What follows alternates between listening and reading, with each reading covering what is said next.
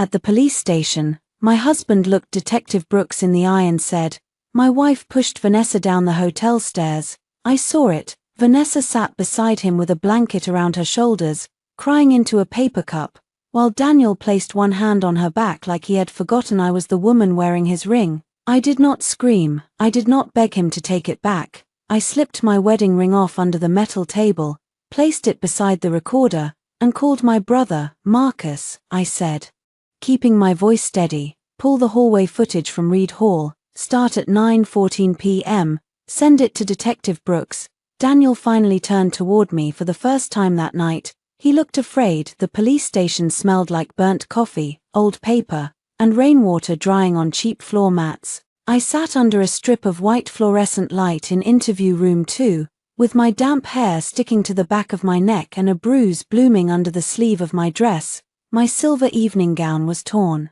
at the hem because I had stepped on it while following 2 uniformed officers through the side entrance.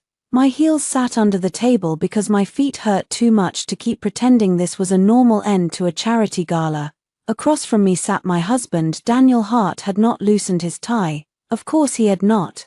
Daniel could walk through a burning building and still look ready for a bar association dinner. His dark hair was combed back. His navy tuxedo jacket had one tiny spot of champagne on the lapel. His hands were folded in front of him, clean and calm. Beside him, Vanessa Hale shook like a wounded bird. She had a grey police blanket wrapped around her shoulders. Her left ankle was bandaged. Her blonde hair fell in soft waves around her face. Every few seconds, she pressed a tissue under her eyes, careful not to smear the mascara she had somehow kept perfect through all the crying. Detective Elena Brooks sat at the head of the table with a yellow legal pad, a digital recorder, and the face of a woman who had heard too many lies to admire pretty ones. "Mr. Hart," she said, "I need you to repeat what you told Officer Nolan in the hall."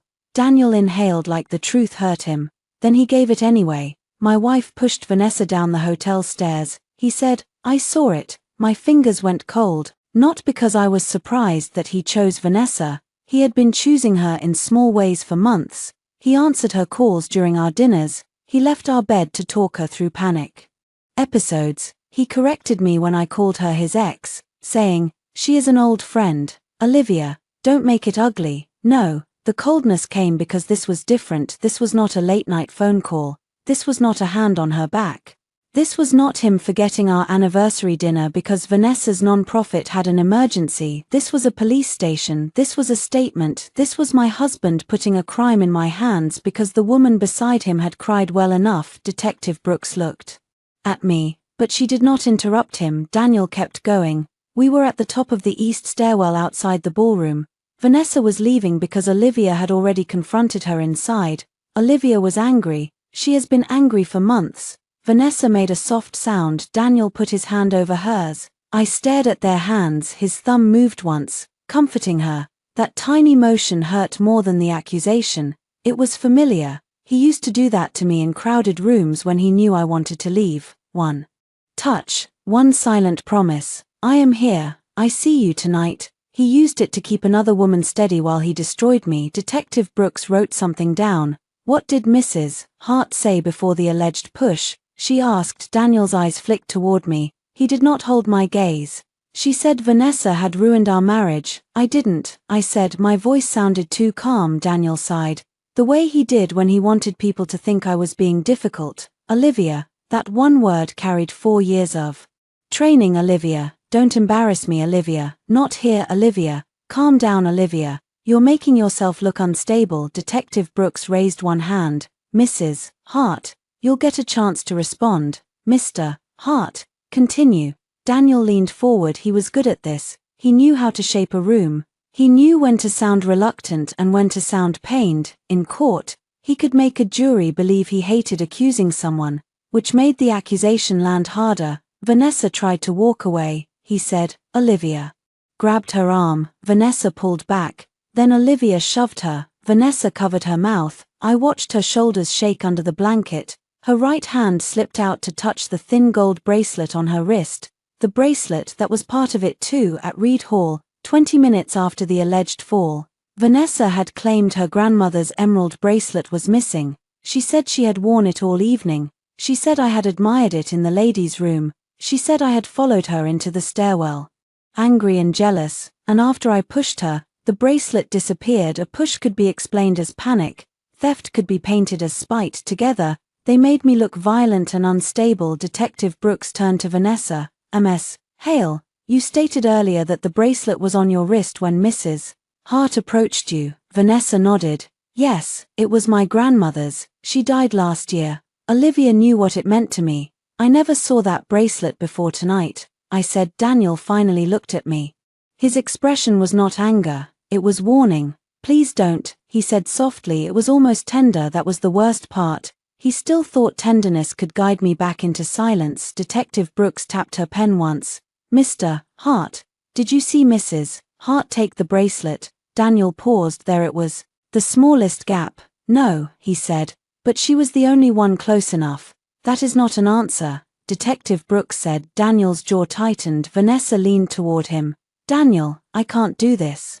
You're doing fine, he murmured. I laughed once. It came out sharp and ugly. Everyone looked at me. I pressed my palms flat on the table. The metal was cold. Detective, I said, may I ask whether I'm being detained? At this stage, no, Detective Brooks said. We are taking statements. Good. Daniel's eyebrows drew together.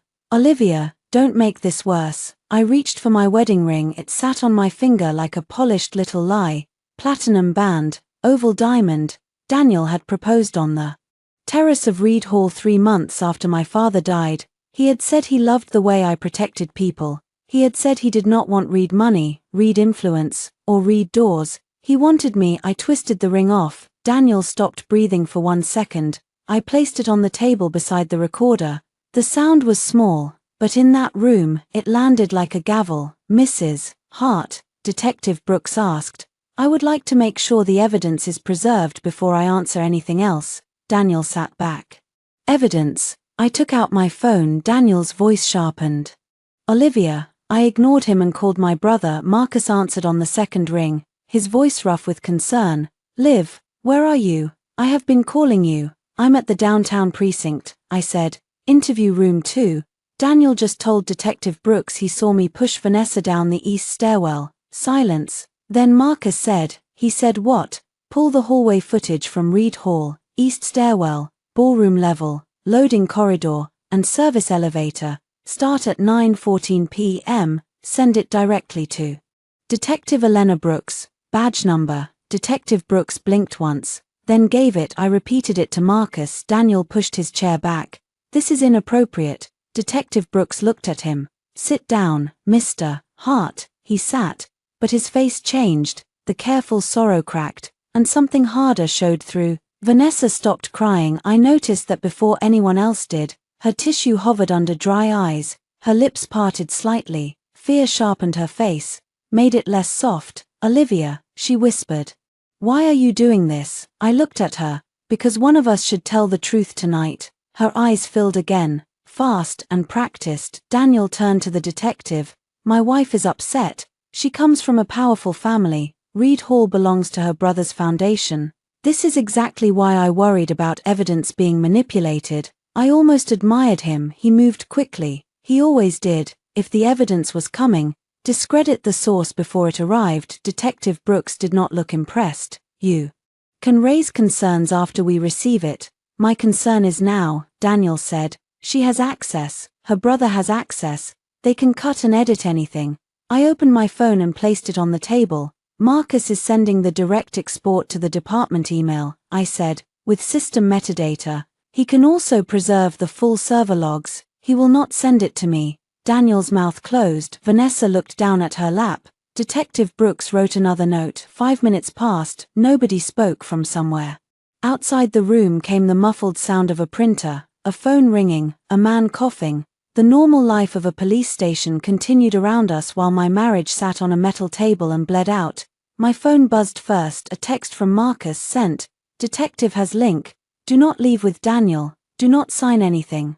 I am on my way. Detective Brooks's computer chimed seconds later. She stood. I'm going to review this. Daniel rose too. Detective, I would like to be present for any review of evidence involving my wife. No, she said one word. Clean and final. Daniel's face flushed. I'm her husband, right now. You are a witness making an allegation, she said. Sit down. He sat again. The door closed behind her. The room changed. Daniel leaned toward me immediately. His voice dropped. What the hell are you doing? I looked at the ring on the table. What you taught me to do, I said. Document everything. Do you understand what you're risking? Yes, you are risking my career. I looked up. There it was. Not our marriage, not the truth, not me, his career. Vanessa began crying again, but quietly this time. I didn't want this. Daniel, I turned to her. You called the police. Her lips trembled. I was scared. You told them I attacked you. You did attack me emotionally for months. I stared at her. That was Daniel's language. Emotional aggression, pattern of instability, hostile fixation, words that sounded legal enough to turn sadness into evidence. Daniel touched Vanessa's shoulder. Don't engage. I laughed again, softer this time. You don't get to coach her in front of me after coaching her before the interview. His eyes hardened. Be careful. No, I said. You be careful. The door opened. Detective Brooks returned with a laptop under one arm. Her face revealed nothing. Behind her stood another officer, a broad man with silver hair and a folder in his hand. Daniel noticed the folder. Vanessa noticed the laptop. I noticed Detective Brooks no longer looked at me like a possible suspect. She placed the laptop at the end of the table and turned it so we could all see. This is the hallway camera outside the east stairwell, she said. Timestamp 9:17 p.m. The video began. There was no audio in the first feed. The angle showed the corridor outside the ballroom, cream walls, gold sconces, a security mirror near the stairwell door. Vanessa appeared first. She was not crying. She was walking quickly, holding her small silver clutch. She stopped near the stairwell door, looked back, then reached into the clutch and removed a thin gold bracelet set with green stones. My stomach tightened on the screen. Vanessa looked around once. Then she slipped the bracelet into the tall floral arrangement beside the stairwell. Detective Brooks paused the video. Vanessa made a sound like air leaving a punctured tire. Daniel said, "That doesn't prove anything." Detective Brooks looked at him. "I haven't asked a question yet." She pressed play on the screen. I appeared. I was not storming. I was not grabbing. I was walking with my phone in one hand and my wrap over my arm. Vanessa stepped toward me. She spoke. I stepped back. She grabbed my wrist. I remembered that moment clearly now. Her nails had dug into my skin as she whispered, "He will always protect me first." On the screen, I pulled my hand away. Vanessa glanced toward the camera, then she turned, opened the stairwell door, and lowered herself onto the first step. She sat down carefully, then she kicked one heel off and screamed. It was almost impressive. Detective Brooks paused the video again. The room went silent. My pulse beat in my ears. I did not feel triumphant. Not yet. I felt hollow. Watching someone frame you is strange. It does not feel like victory when the lie collapses. It feels like discovering the flaw had been fake long before you fell through it. Daniel stared at the screen. His face had gone still. Vanessa whispered, "It wasn't like that." Detective Brooks ignored her and clicked another file. "This one has audio," she said. "Service corridor camera. Timestamp 9:22 p.m. The video was darker. It showed the hallway near the loading dock. Vanessa stood there with Daniel. He had both hands on her arms. His voice came through the laptop speakers, low but clear. "Tell them she pushed you." Daniel said, "Do not mention the bracelet until after you cry. If you lead with theft, it looks planned." Vanessa's voice trembled. "What if Olivia calls Marcus?" Daniel answered, "She won't. She never drags her family into our marriage." I looked at him. He looked older under the fluorescent lights on the screen. Vanessa said, "And if she does?" Daniel's reply filled the room. "Then I will say I saw it." Detective Brooks paused the video. This time, Daniel did not say it proved nothing. Detective Brooks folded her hands on the table. "Mr. Hart," she said, "you gave a statement tonight that you personally witnessed your wife push Hale down a stairwell." Daniel swallowed. I watched the man who had accused me to protect her lie become the one answering questions. Detective Brooks slid his written statement across the table. "Let's start again," she said. "And this time, I suggest you think very carefully." Daniel did not answer right away. That silence was the first honest thing he had given me all night. Detective Brooks let it stretch. She was good at silence. Better than Daniel. His silence was a tool. Hers was a room with no exits. Vanessa began to cry again. But the sound had changed. It was no longer soft and wounded. It was thin, panicked. Daniel. She whispered. He did not look at her. I wondered if that hurt her. I hoped it did. Then I hated that I hoped it did. Because even now, even after everything, some old part of me still wanted to be better than the people who had tried to ruin me. Detective Brooks tapped Daniel's statement. Mr. Hart. Did you witness your wife push Ms. Hale? Daniel rubbed his thumb along the side of his index finger. A courtroom habit. He did it when he needed 3 seconds to rebuild an argument. I believed I saw enough to make that statement, he said. Detective Brooks did not blink. That is not what you wrote. I was under stress. You are an attorney. Attorneys can be under stress. You wrote, I saw Olivia Hart place both hands on Vanessa Hale and push her through the stairwell door. Did you see that? His jaw flexed. No. Vanessa let out a sob. Detective Brooks turned to her. Ms. Hale, did Mrs. Hart push you? Vanessa pressed the tissue against her mouth. I felt threatened. That is also not what you reported. I was scared. Of what? The woman standing 3 feet away from you while you placed your own bracelet in a floral arrangement. Vanessa looked at Daniel. Then that was when I understood how they had worked for months. She created the emergency. He created the explanation. She cried. He translated. She looked fragile. He made fragility sound like evidence. Without him, she was just a woman with a hidden bracelet and bad timing. Daniel sat forward. Detective, I think Ms. Hale should have counsel present before further questioning. Detective Brooks looked at him. Are you representing her? He hesitated. That hesitation answered more than the question. I am advising caution. Then advise yourself too. The silver-haired officer behind her coughed into his fist, hiding something that was almost a laugh. I should have felt satisfied. Instead, I suddenly felt very tired. My phone buzzed again. Marcus, 5 minutes away. Stay inside. I typed back under the table. I am safe. Then I added, because I knew my brother too well, do not come in swinging. His reply came fast. No promises. Despite everything, a small breath left me. Not a laugh, not quite, but something close enough to remind me that I still existed outside this room. Detective Brooks ended the interview for the moment and separated us. Mrs. Hart, she said, I'd like to speak with you alone. Daniel's head snapped up. She shouldn't answer anything without counsel. I looked at him. You lost the right to advise me when you lied to police about me. The words landed clean. His face tightened, but he said nothing. An officer escorted Daniel and Vanessa into the hallway. Vanessa pulled the blanket tighter around herself as she passed me. Up close, I could see her eye makeup had finally begun to run. Her gaze met mine for half a second. There was no guilt in it, only resentment that mattered. Guilt could have meant she understood there was a line. Resentment meant she only hated being caught. When the door closed, Detective Brooks turned off the recorder. This next part is not an interview, she said. It's a practical warning. I sat straighter. Your husband is an attorney. He made a false statement that appears to be contradicted by video and audio. Ms. Hale reported an assault and theft. That report also appears to be false. We will handle the criminal side.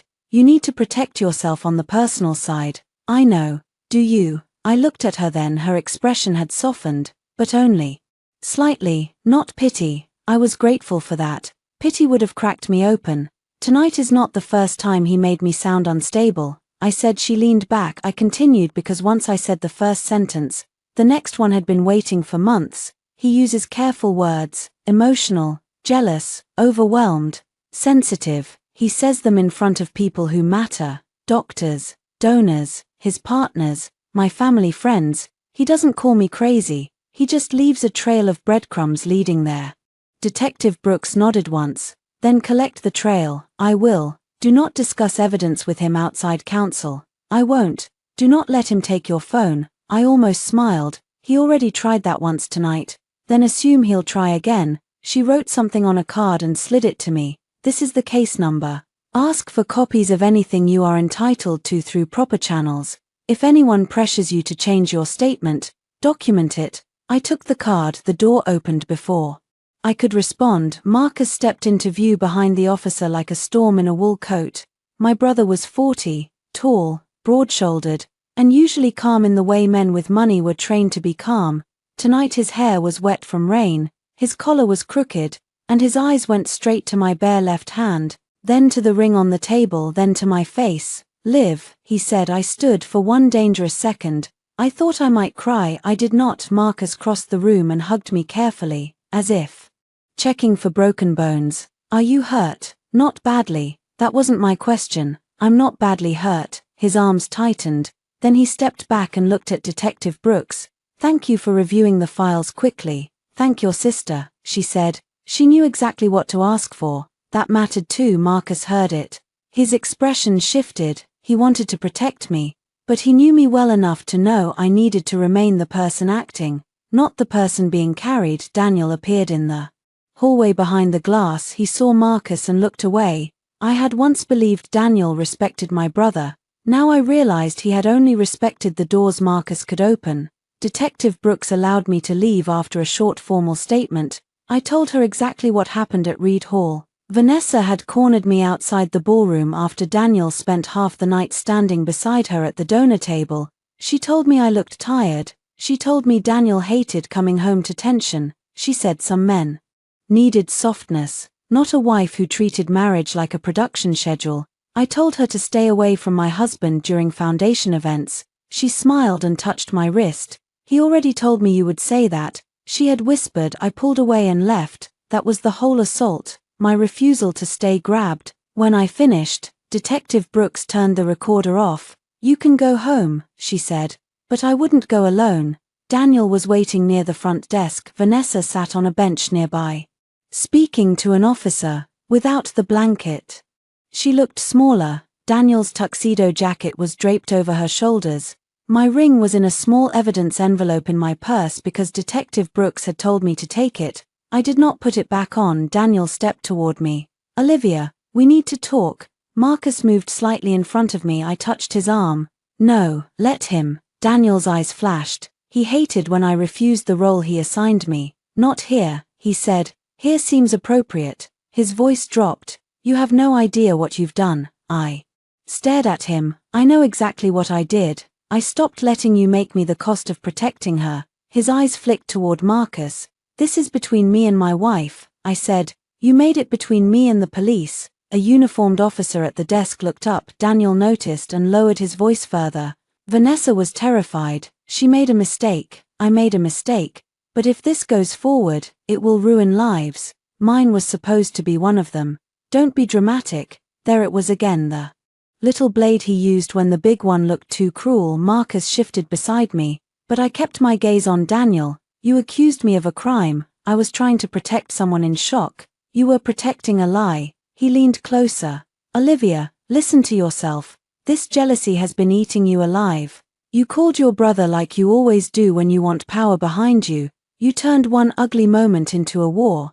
I called my brother because the building had cameras. You humiliated me. That almost made me laugh again. Daniel, you sat in a police station and told a detective I attacked your ex-girlfriend. Humiliation is not what happened to you." His face changed. The softness returned. "Fake, polished, familiar. I am your husband," he said. "Come home, we will talk, we will get counsel. We will fix this before it gets out of control." I looked over his shoulder at Vanessa. She was watching us. Daniel's jacket was still around her shoulders. "Give her your jacket permanently," I said. "I'm done borrowing warmth from a man who only covers me when no one else is cold." Daniel blinked for once. He had no prepared answer. Marcus walked me out. The rain had slowed to a mist. Police lights from a parked cruiser painted the wet sidewalk red and blue. My feet were still bare in my heels, but the cold air helped me think. Marcus opened the passenger door of his SUV. "You're coming to my place," he said. "No, take me home first." His face hardened. "Liv, I need documents. I can send someone. I need to do it myself." He studied me for a moment, then nodded. That was why I loved him. He worried, he argued, but in the end, he understood that rescue without respect was another kind of cage. The marital home Daniel and I shared sat in a quiet neighborhood west of the city. All brick facades and trimmed hedges and neighbors who waved with wine glasses in their hands. The porch light was on. I had left it on before the gala because Daniel always forgot his keys when he wore Formal wear inside, everything looked normal. That felt obscene. The white kitchen island had 2 coffee mugs in the sink, a stack of donor packets sat on the dining table, my flats were by the stairs, Daniel's briefcase leaned against the hall bench, on the wall near the living room hung a framed photo from our wedding day, both of us laughing under a shower of white rose petals. I stood in front of it for 3 seconds, then I took it off the wall and set it face down on the console table. Marcus did not comment. I went upstairs and changed out of the torn gown. My wrist had 4 crescent marks where Vanessa's nails had dug in. I photographed them with my phone next to a timestamp, then I photographed the dress, the torn hem, the small bruise on my upper arm from where Daniel had grabbed me outside the ballroom when I said I wanted to leave before Vanessa's performance began. Evidence. Detective Brooks's word sat in my mind like a commandment. Collect the trail. I opened Daniel's desk first. Not the locked drawer, not yet, the open files, the things he was arrogant enough to leave in plain sight because he believed I would never look. There was a folder labeled Bright Harbor, Vanessa's non-profit. Inside were printed emails between Daniel and Grant Miller, a senior partner at his firm. The subject line made my stomach tighten. Read Foundation Opportunity, VH Placement, VH Vanessa Hale. I took photos of every page. One email from Daniel read, Olivia is emotionally resistant because of personal insecurities, but I can manage her. Once Reed signs off on the advisory placement, Vanessa can stabilize donor relations from the inside. I read it twice. I can manage her, not persuade, not discuss, not ask, manage. Marcus stood in the doorway. Liv. I handed him the page. He read it. His face went flat in a way I recognized from board meetings. Reed anger was quiet, cold, and expensive. Keep going, he said, so I did. In the bottom of the folder was a draft authorization form granting Daniel permission to represent my interest in certain foundation communications while I was medically unavailable. Medically unavailable. My fingers tightened. There was no signature on that copy, but the form had been prepared. I opened my laptop next. Daniel knew my password because we had been married for 4 years and I had once mistaken transparency for intimacy. I changed it first, then I opened our shared banking portal. The first transfer jumped out immediately, $48,000 to Bright Harbor Community Initiative Memo, Emergency Program Bridge, authorized by D. Hart Source, Joint Operating Account. My money. My father's life insurance had seeded that account before I moved most of it into separate investments. Daniel had insisted we keep one joint fund for household and charitable expenses. Marriage should have shared purpose, he had said. Apparently our shared purpose was funding his first love. Marcus leaned over my shoulder. Print that. I will. There may be more. There was $12,500 to Hale Consulting, $8,000 to an event vendor I recognized from Vanessa's fundraiser, $3,204 Image Management Services. I clicked the last one. The invoice loaded slowly, then opened. Public Narrative Advisory, Reputation Risk Assessment, Spousal Instability Mitigation. The room narrowed around me. I could still hear Daniel in the police station. Olivia has been angry for months. She has been angry. She has been angry. No, he had been building that sentence long before tonight. I saved everything to an external drive. Then I emailed copies to myself, Marcus, and a new legal folder I created under a name Daniel would never guess because he never remembered my mother's maiden name. At 2:13 a.m., the front door opened. Daniel was home. Marcus stepped into the hall before I could stop him. Daniel looked up the stairs and froze when he saw my brother. Of course, he said bitterly. You brought him into our house. I came to the top of the stairs with the Bright Harbor folder in my hand. No, I said. You brought Vanessa into our marriage. I brought a witness. Daniel looked at the folder. For the first time since the police station, real fear crossed his face. Daniel stared at the folder in my hand like paper could bite. For a moment, none of us moved. The house hummed around us. Refrigerator, heating vent, rain tapping against the kitchen window. Normal sounds, married sounds, the kind of sounds that used to make me feel safe when Daniel came home late and I waited at the kitchen island with reheated dinner and a practiced smile. Now those same sounds felt like witnesses. Daniel shut the front door slowly. Marcus, he said, you need to leave. Marcus stood on the bottom stair with his hands in the pockets of his coat. No, This is my home, it's my sister's home too. Daniel's mouth tightened. This is a marital issue. I walked down 3 steps. Enough for him to see the folder clearly. You made it a police issue. Daniel looked at me then. You keep saying that like you're innocent in all this. I almost laughed. But I was too tired. In all what? His eyes flicked to Marcus, then back to me. You have resented Vanessa since she started working with Bright Harbor. You were cold to her at every event. You embarrassed me in front of donors. Tonight, yes, she panicked. Yes, I handled it badly. But you created the environment. There it was, he could not deny the video. So he tried to move the crime backward, away from the stairwell, away from the bracelet, away from his voice saying, then I will say I saw it. He wanted the real offense to be my attitude. I opened the folder and pulled out the email. Did my attitude write this? Daniel did not take it, Marcus did. He held it up. Olivia is emotionally resistant because of personal insecurities. But I can manage her, Marcus read aloud. His voice stayed even. Once Reed signs off on the advisory placement, Vanessa can stabilize donor relations from the inside. Daniel closed his eyes for 1 second. Not shame. Calculation. That was internal strategy. Language, he said, about your wife. Marcus asked. Daniel ignored him. Olivia, foundation politics require diplomacy. You know that? No, I said. Foundation politics require board approval, conflict disclosures, and signatures that are not forged. His face changed at the word forged. I saw it. A tiny pull at the corner of his left eye. Good, I had not known for sure until then. Daniel held out his hand. Give me the folder. No, this contains privileged material. This was in our home office. It involves my firm, it involves my money, my family foundation, and my name. His voice sharpened. You do not understand what you're holding. I understand enough to copy it. That one landed. Daniel took a step toward me. Marcus moved before I did, placing himself between us. Daniel stopped. I hated that he stopped because of Marcus, not because of me. Don't be stupid, Daniel said.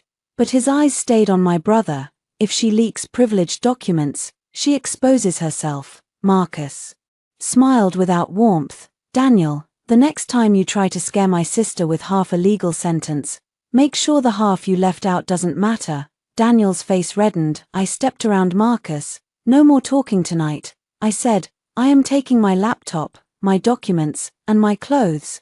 Tomorrow I am changing every shared password. You will not contact me except in writing. You're leaving? Daniel asked. The disbelief in his voice almost broke me, not because he wanted me to stay, because he truly had not imagined I would go. You accused me of assault and theft. I corrected the statement. You corrected it after video proved you lied. I was protecting Vanessa from a breakdown. You were protecting Vanessa from consequences. He looked tired then. For the first time that night, the handsome Polish thinned.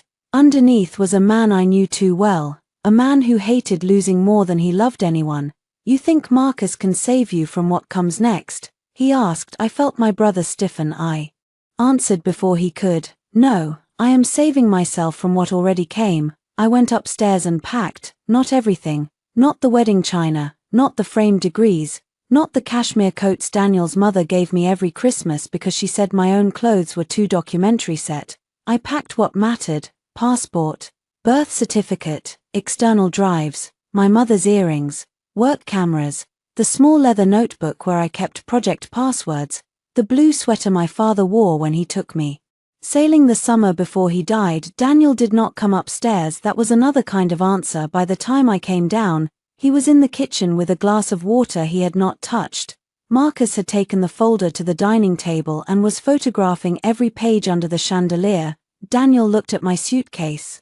This is an overreaction. I paused near the door. Daniel, you helped a woman fake a crime scene, accused me of committing the crime, and used my money to fund her project. What would a proportionate reaction look like to you? His eyes darkened. Marriage counseling. I shook my head. He stepped closer, lowering his voice. Think carefully. If you walk out tonight, you make this public. If this becomes public, people will ask why you were so quick to abandon your marriage. They will ask what really happened. They will look into you too. Let them. You have anxiety medication in your bathroom. I went still. Marcus said. Daniel. Daniel kept his eyes on me. I'm not Threatening you. I'm reminding you that narratives get complicated. I had been prescribed anxiety medication after my father died. Daniel had driven me to the appointment. He had held my hand in the waiting room. He had told me grief was nothing to be ashamed of. Now he was turning the bottle into a weapon. Something inside me did not shatter. It settled like a lock sliding into place. Thank you, I said. Daniel frowned. For what? For making the decision clean. I walked out with Marcus at his SUV. I looked back once. Daniel stood in the doorway of our house, framed by warm light. For a second, memory tried to betray me. I saw the man who danced barefoot with me in that kitchen on our first Christmas. The man who cried when my father died. The man who promised he would never make me feel alone. Then the porch light caught his face. He looked angry that I had escaped the scene before he finished directing it. I got in the car. Marcus drove without speaking until we reached the main road. Then he said, I want to ask you something, and I want you to answer me like I'm not your brother. Okay, did he ever hurt you physically? I watched the streetlights slide over the windshield. No, Marcus exhaled. Not like that. I added. His hands tightened on the steering wheel. We reached his townhouse 20 minutes later. He lived alone in a renovated brick building near the river.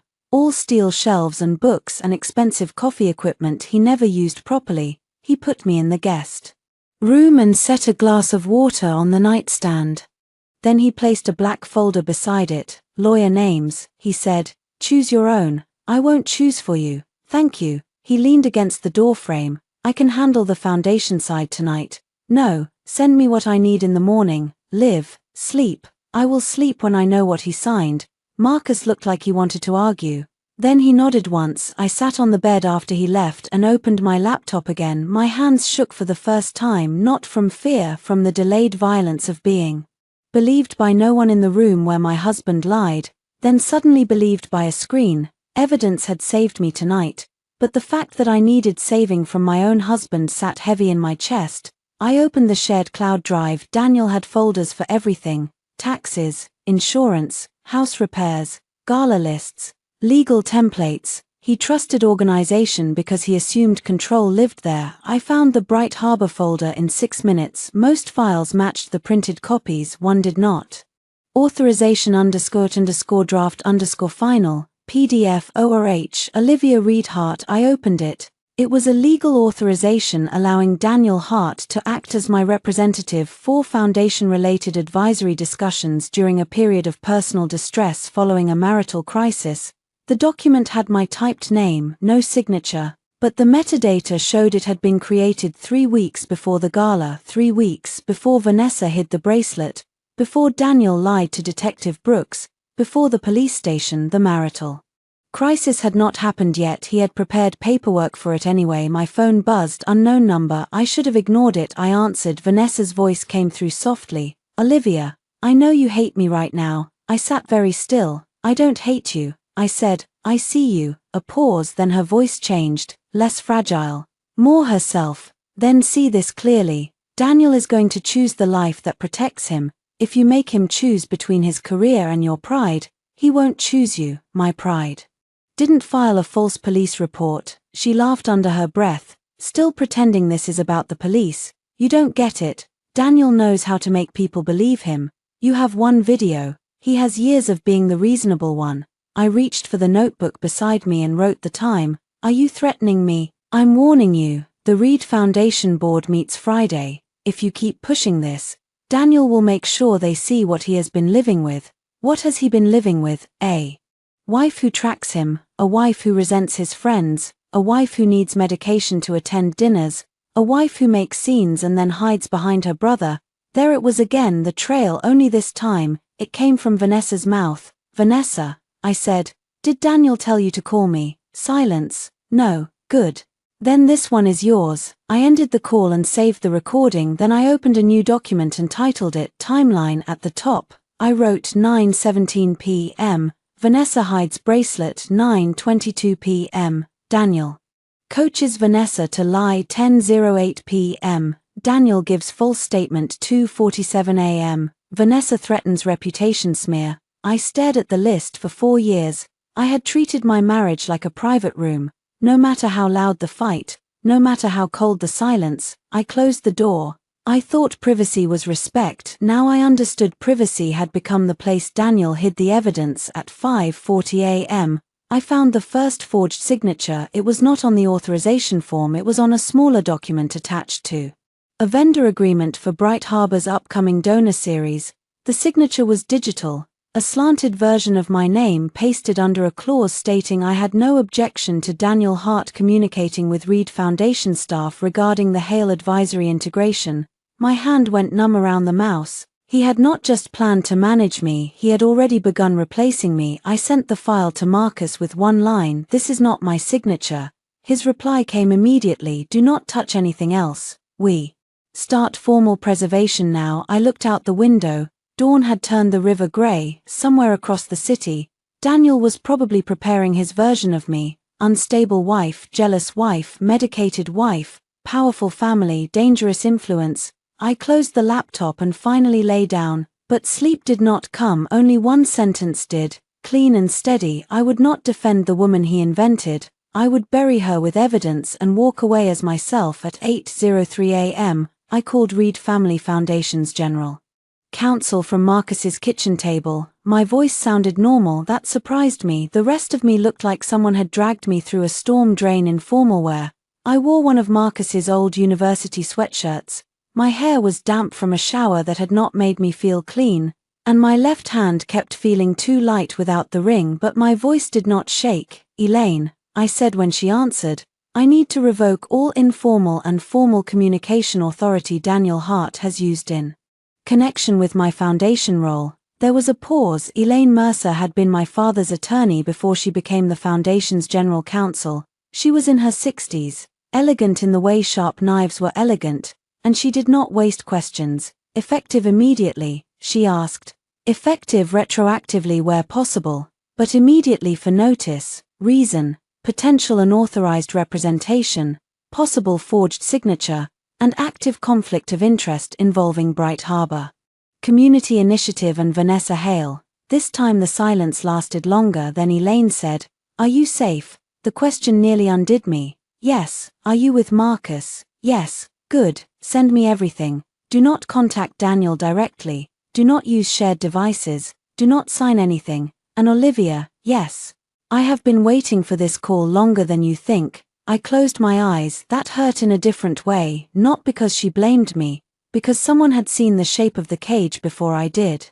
"I'll send the files," I said. Marcus placed coffee in front of me as I hung up.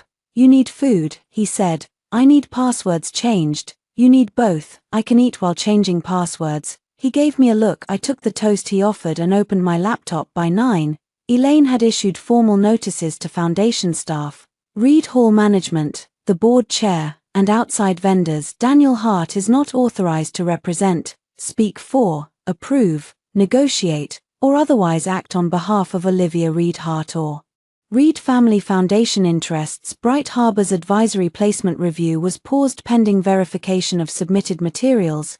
Vanessa's name was removed from Friday's preliminary board agenda. Daniel's Reed Hall guest credentials were suspended. At 9:42 a.m., my phone exploded. Daniel called first. I did not answer. Then came texts. "Olivia, call me. Do not do this over email. You are creating a record that hurts both of us. You are making allegations you cannot take back. This is exactly the kind of impulsive behavior I warned Grant about." I saved screenshots and sent them to my legal folder. At 10:11 a.m., Vanessa called. I let it ring. At 10:13 a.m., Patricia Hart called. My mother-in-law had never called me before noon unless she wanted something. I let that ring too. Marcus watched me from across the table. "You don't have to answer anyone." I know, that was new. For years, Daniel's family had trained me to respond quickly because delayed response meant disrespect. Patricia liked to say, "In our family, we don't let things fester." What she meant was, in our family, we drag you into a room before you have time to think. I was done entering rooms on their schedule. At 11:00 a.m., I went to the bank, not alone. Marcus drove, but he stayed in the car after I told him to.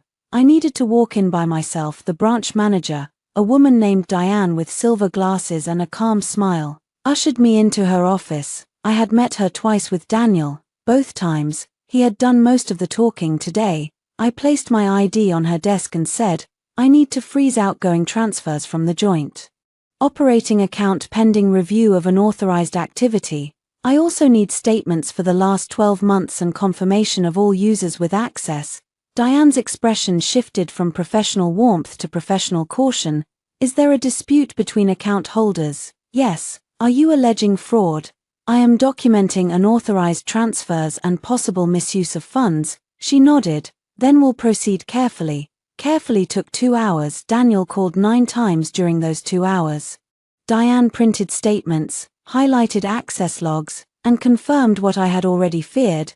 Daniel had used the account repeatedly for Bright Harbor expenses, legal consulting tied to Vanessa's project, and a communications firm that had produced a risk narrative document about me. Risk narrative, I said aloud, reading the invoice. Diane's mouth tightened, but she stayed neutral. Would you like copies certified? Yes. When I left the bank, my phone had a new voicemail from Daniel. I played it on speaker in Marcus's car. Olivia, this has gone far enough. You froze an account I use for household obligations. You blocked my credentials at Reed Hall. You embarrassed me with Elaine. I know you're angry, but anger is not strategy. Call me before you damage yourself. Marcus glanced at me. I saved the voicemail. Anger is not strategy. I repeated. Evidence is. Marcus said at noon. Reed Hall called. The East Gate guard had denied Daniel entry. I pictured him there in his black sedan, pressing his badge to the reader, watching the light stay red. Daniel had walked into Reed Properties for years with the easy confidence of a man who believed marriage made every door his. The guard's report came through 10 minutes later. Mr. Daniel Hart attempted entry at 12:04 p.m. After credentials were suspended, he stated he was family and requested override. Override denied per instruction. Family. I stared at the word. A day ago, I would have opened the gate today. I filed the report at 1:30 p.m. Daniel arrived at Marcus's townhouse. The doorbell camera caught him before he rang. He stood on the front step in a charcoal suit, holding a leather folder. His face was composed, but his eyes were not. Marcus looked at me. Your call. I opened the intercom app. What do you want, Daniel? He looked up at the camera. To speak to my wife without surveillance. No. His jaw flexed. Olivia, you cannot hide in your brother's house and dismantle our life by email. I am not hiding. I am documenting. Open the door. No. He lowered his voice, as if the camera could not hear tone. I brought something you need to see. Scan it and email it. Don't be childish. I almost smiled. A man could accuse his wife of assault in a police station and still call a locked door childish. What is in the folder? I asked. Our options. That sounds like your word for my obligations. His eyes flashed, then he changed tactics. Vanessa is in bad shape, he said. She barely slept. She is terrified this will destroy her non-profit. She should have thought of that before hiding a bracelet in a flower arrangement. She made a mistake. She filed a police report because she panicked. Daniel, he stopped. My voice had gone quiet, and even through a doorbell camera, he heard the change. You did not panic. You planned. You told her exactly how to lie. You told her I would not call Marcus because I never dragged my family into our marriage. You knew my restraint and used it as part of the plan. For the first time, he looked away from the camera. I was wrong. He said it should have meant something. It meant nothing because the next sentence came too quickly. But you are escalating this beyond repair. I looked at Marcus. He lifted both eyebrows, as if to say, there he is. I turned back to the intercom. Beyond repair was interview room 2. Daniel's face hardened. Fine, he said, if you want attorneys, we'll do attorneys. But remember this, discovery goes both ways. The threat sat there between us. Then he looked past the camera, as if he could see me through the wall. Your father built that foundation on reputation. Don't make me question yours. He walked away. Marcus was already saving the doorbell footage. I stood in the kitchen, one hand on the counter. The old me would have called him back, not because I believed him, but because I feared the mess. I feared public ugliness. I feared becoming a woman people discussed in lowered voices at luncheons and board meetings. But last night had taught me something. Daniel was already discussing me. He had been building an ugly public version of me while I protected a private version of him. I opened my email and wrote to Elaine. Daniel came to Marcus's residence and threatened reputational discovery. Doorbell footage attached. Please add to preservation file. Then I wrote to Detective Brooks. I received a direct threat from Daniel Hart after revoking his access to read Foundation-related privileges. I am documenting in case it becomes relevant to the false statement investigation. I attached the footage. My finger hovered over send for 1 second. Not because I doubted, because sending it meant I had crossed another line. Then I pressed send at 3:08 p.m. Patricia Hart arrived. She did not ring. She knocked like she owned the door. Marcus groaned. God help us. I checked the camera. My mother-in-law stood on the step in a cream coat, pearls at her throat, hair sprayed into a helmet of respectability. Beside her stood Daniel's younger sister, Claire, looking miserable and cold. I opened the intercom. Patricia, Olivia, open this door. No, she recoiled as if the word itself were vulgar. Do not speak to me through a machine. I am your mother-in-law. You are Daniel's mother. Claire looked down. Patricia's eyes narrowed. This is exactly the problem. You read people think money excuses cruelty. I felt Marcus move behind me. I held up a hand without looking back. What do you want? I asked. I want you to stop before you ruin my son's life. Daniel lied to the police. Daniel protected a frightened woman from your jealousy. I stared at the screen. There it was, the family line, prepared, rehearsed, passed down like silver. Did he send you with that sentence, or did you write it together? Patricia leaned toward the camera. You have enjoyed our family's name for 4 years. That almost made me laugh. The Hart name had opened courthouse doors and law firm dinners. The Reed name had paid for the rooms, the donors, the introductions, the mortgage down payment Daniel pretended came from our planning, and the charity credibility that made him look noble instead of ambitious. Patricia, I said, what exactly do you think I gained from your family? Her mouth tightened. Stability. The word landed like a slap. I looked around Marcus's kitchen, at the open laptop, at the bank statements, at the police case number, at the screenshots of my husband threatening me. Then you can tell Daniel he has relieved me of it. I ended the call. Patricia rang the bell 7 more times. I did not answer. At 5:30 p.m., Elaine called. Bright Harbor's counsel has requested an emergency conversation. She said, about what? About resolving a misunderstanding before it affects Friday's agenda. Do they know the review is paused? Yes, that is why they are suddenly fond of misunderstandings. I leaned back in the chair. What do you recommend, as counsel? Preserve everything and do not speak informally, as someone who knew your father. Make them put every lie in writing. So I did. At 6:00 p.m., I sent a formal response. All communications regarding Bright Harbor, Vanessa Hale, Daniel Hart, and any Reed Foundation authorization issues must be made in writing through counsel. At 6:14 p.m., Vanessa posted on social media. It was a black and white photo of her hand holding the emerald bracelet. Caption: Some nights teach you that not every wound is visible.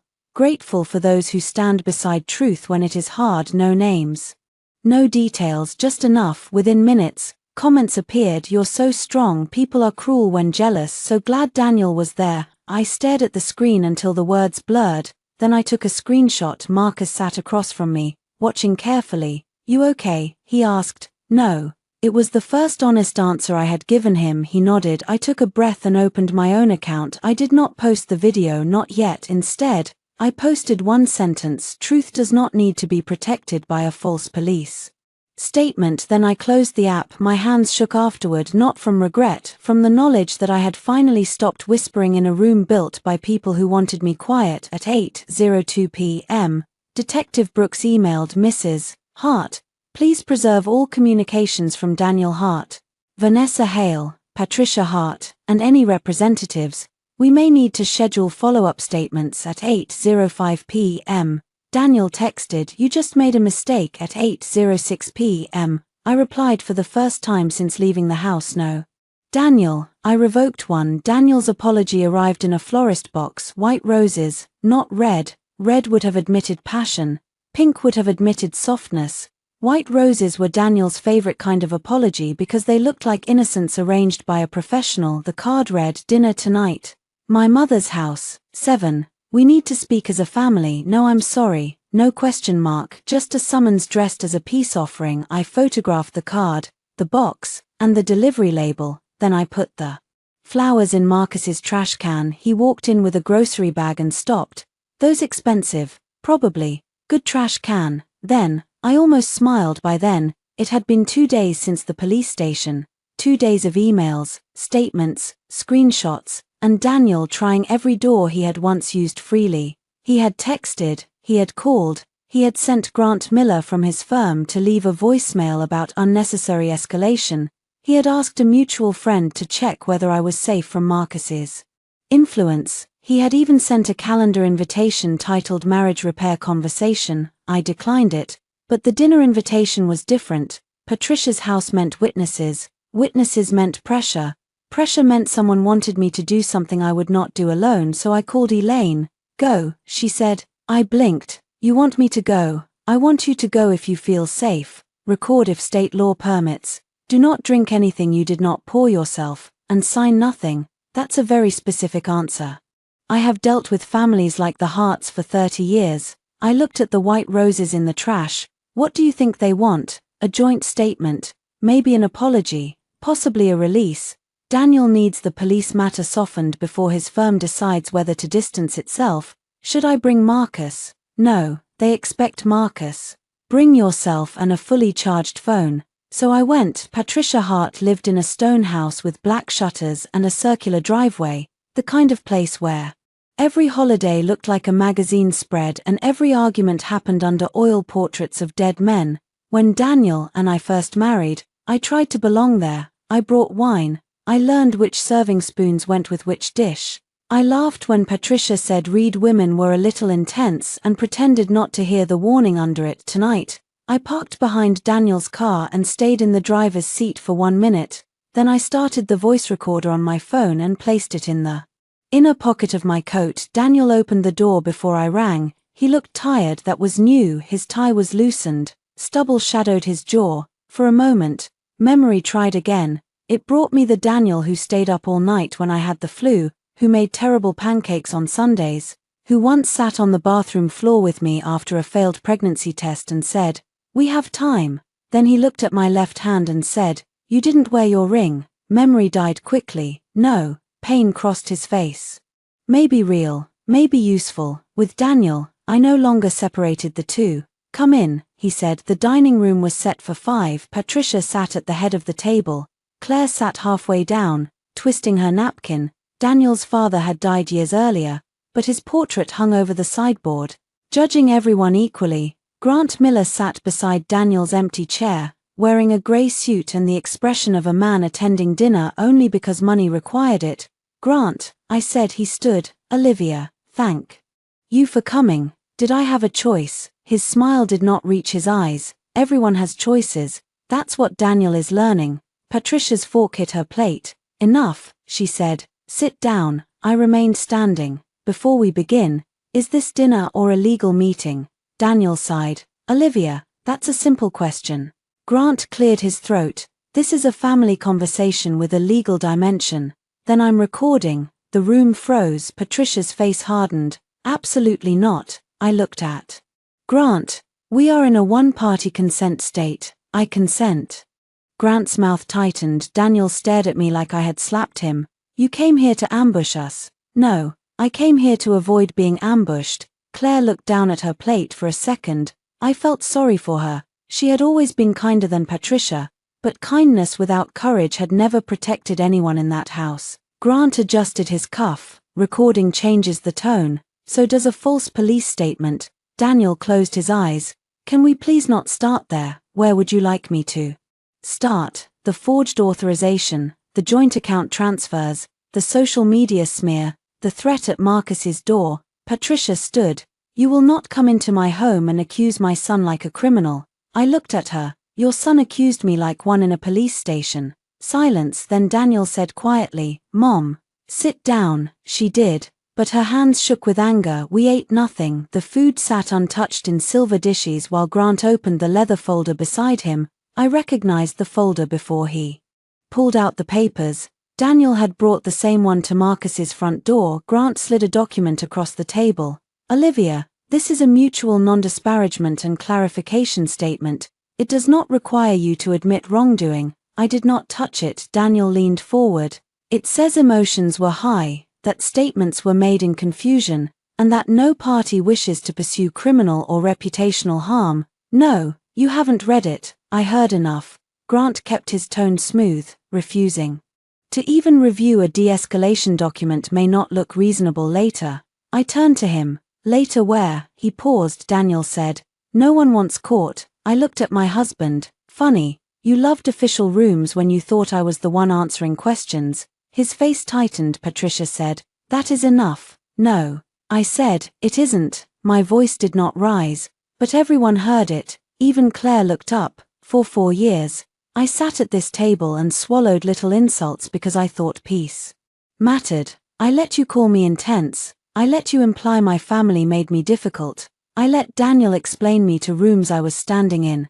I let him take my contacts, my donor lists, my foundation access, and call it partnership. Then he sat in a police station and told a detective he saw me commit a crime he knew I did not commit.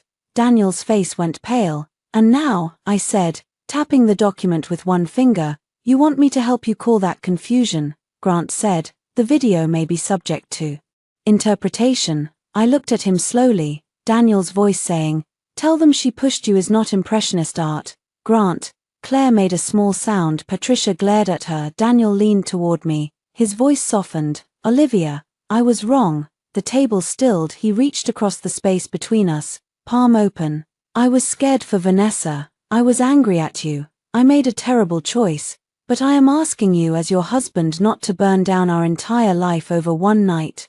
One night. There it was. He needed this to be one night. If it was one night, he could apologize. If it was one night, I could be unforgiving. If it was one night, the marriage might still be a house with a damaged room, but I had found the paperwork, I had found the transfers, I had found the draft that predicted my distress before I had any reason to break.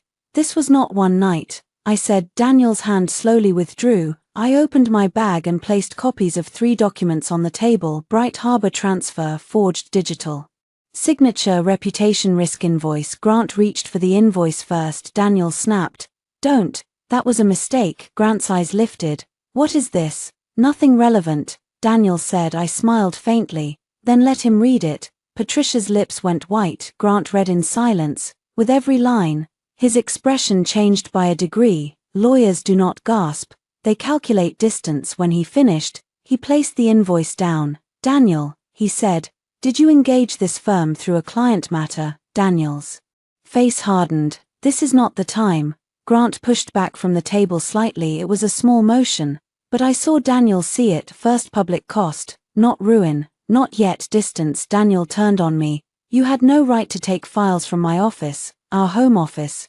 privileged files. Files about using my mental health and family foundation access to protect Vanessa's placement. He stood so quickly his chair scraped against the floor. Stop saying her name like that. The room went silent. There it was. The thing he could not hide. Not stop accusing me, not stop making this worse. Stop saying her name like that. Patricia closed her eyes. Claire whispered, Daniel. He looked around as if realizing he had revealed too much. I stood too. Thank you, I said. Daniel frowned. For what? For making tonight useful. His eyes dropped to my coat pocket. He knew. I removed my phone and stopped the recording. Patricia looked like she might lunge across the table. You recorded a private family dinner. No. I said, I recorded a pressure meeting where a law firm partner presented a document intended to affect an active police matter. Grant stood. Olivia, he said carefully, I want to be clear that I did not intend to pressure you regarding an active investigation. I'm sure you'll put that in writing. He looked at Daniel. Daniel said nothing. I put the phone in my bag. Good night.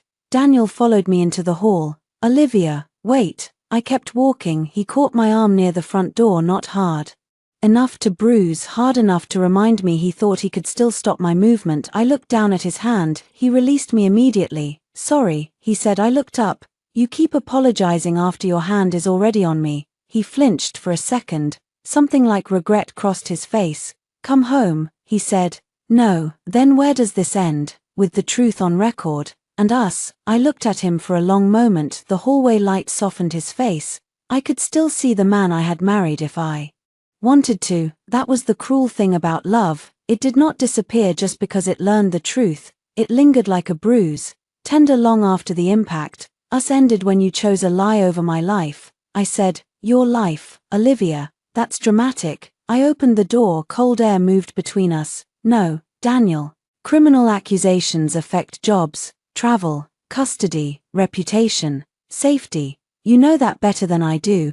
That is why you chose it. I stepped outside. He did not follow in the car. I locked the doors before I let myself breathe. Then my phone buzzed, a text from Vanessa. You should have stayed quiet. I stared at it. Then another bubble appeared. You think that video saves you. It doesn't. Daniel knows things your perfect family would hate seeing public. A third text came by Friday. Everyone will know who you really are. I saved every screenshot. Then I replied, good. I am tired of being represented by liars. I sent the dinner recording to Elaine. Then I sent Vanessa's texts to Detective Brooks. Before I drove away, I looked back at Patricia's perfect house. Through the dining room window, I saw Daniel standing at the table while Grant spoke to him. Patricia's hands were raised in furious argument. Claire sat with her face in her hands. The family dinner had not saved him, it had made him bleed in front of his own people. Not enough, but enough for tonight. Priya Shah agreed to meet me behind the hotel because she said the front entrance had too many cameras. That should have warned me. Still, I went. Reed Hall was not a hotel in the ordinary sense. It had been my grandfather's private club before my father converted it into an event venue for non-profit galas, legal fundraisers, university dinners, and donor weekends. It had marble floors, brass railings, old money lighting, and staff corridors that ran behind the beauty like veins behind skin. The loading dock smelled like wet cardboard and fryer oil. Priya stood near a stack of linen carts, wearing a black wool coat over her catering uniform. Her hair was pulled into a tight bun. She was 28, maybe 30, with tired eyes and the posture of someone used to being blamed for problems created by people holding champagne. When she saw me, she looked past my shoulder. Did you come alone? Yes, it was mostly true. Marcus was parked 2 blocks away because I had promised not to bring him into the loading area. I did not mention that to Priya. She hugged her coat tighter. I shouldn't be talking to you. Then why did you answer my email? Priya looked toward the service door. Because Ms. Hale lied. Simple words, they hit harder than sympathy. I waited. Priya swallowed. I was floor lead that night, ballroom and east corridor. I saw her before she screamed. Vanessa. She nodded. She was not hurt, she was angry. She came through the service corridor with Mr. Hart, before or after the stairwell. After she sat on the stairs, before the police arrived. I kept my hands still. What did you hear?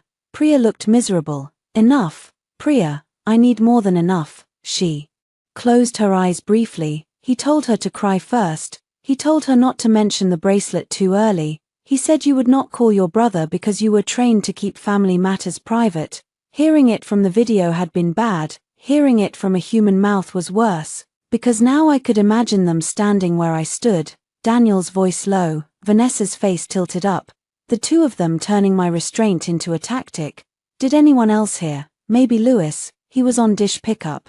But his English is not strong, and he has 2 jobs. He won't want trouble. I'm not trying to drag staff into trouble. Priya looked at me then. Trouble already came, it just usually doesn't climb upstairs. I had no answer. A truck beeped as it reversed near the dock. Priya flinched. Management told us not to discuss the incident, she said. They said all media inquiries go to legal. Then yesterday, I got a warning. She handed me her phone. The message from her supervisor was short: do not engage with Mrs. Hart or representatives regarding Friday incident. Unauthorized disclosure may affect employment status. I photographed it with her permission. Did Daniel contact the hotel? I asked. I don't know. But someone did. Ms. Hale's people too, maybe.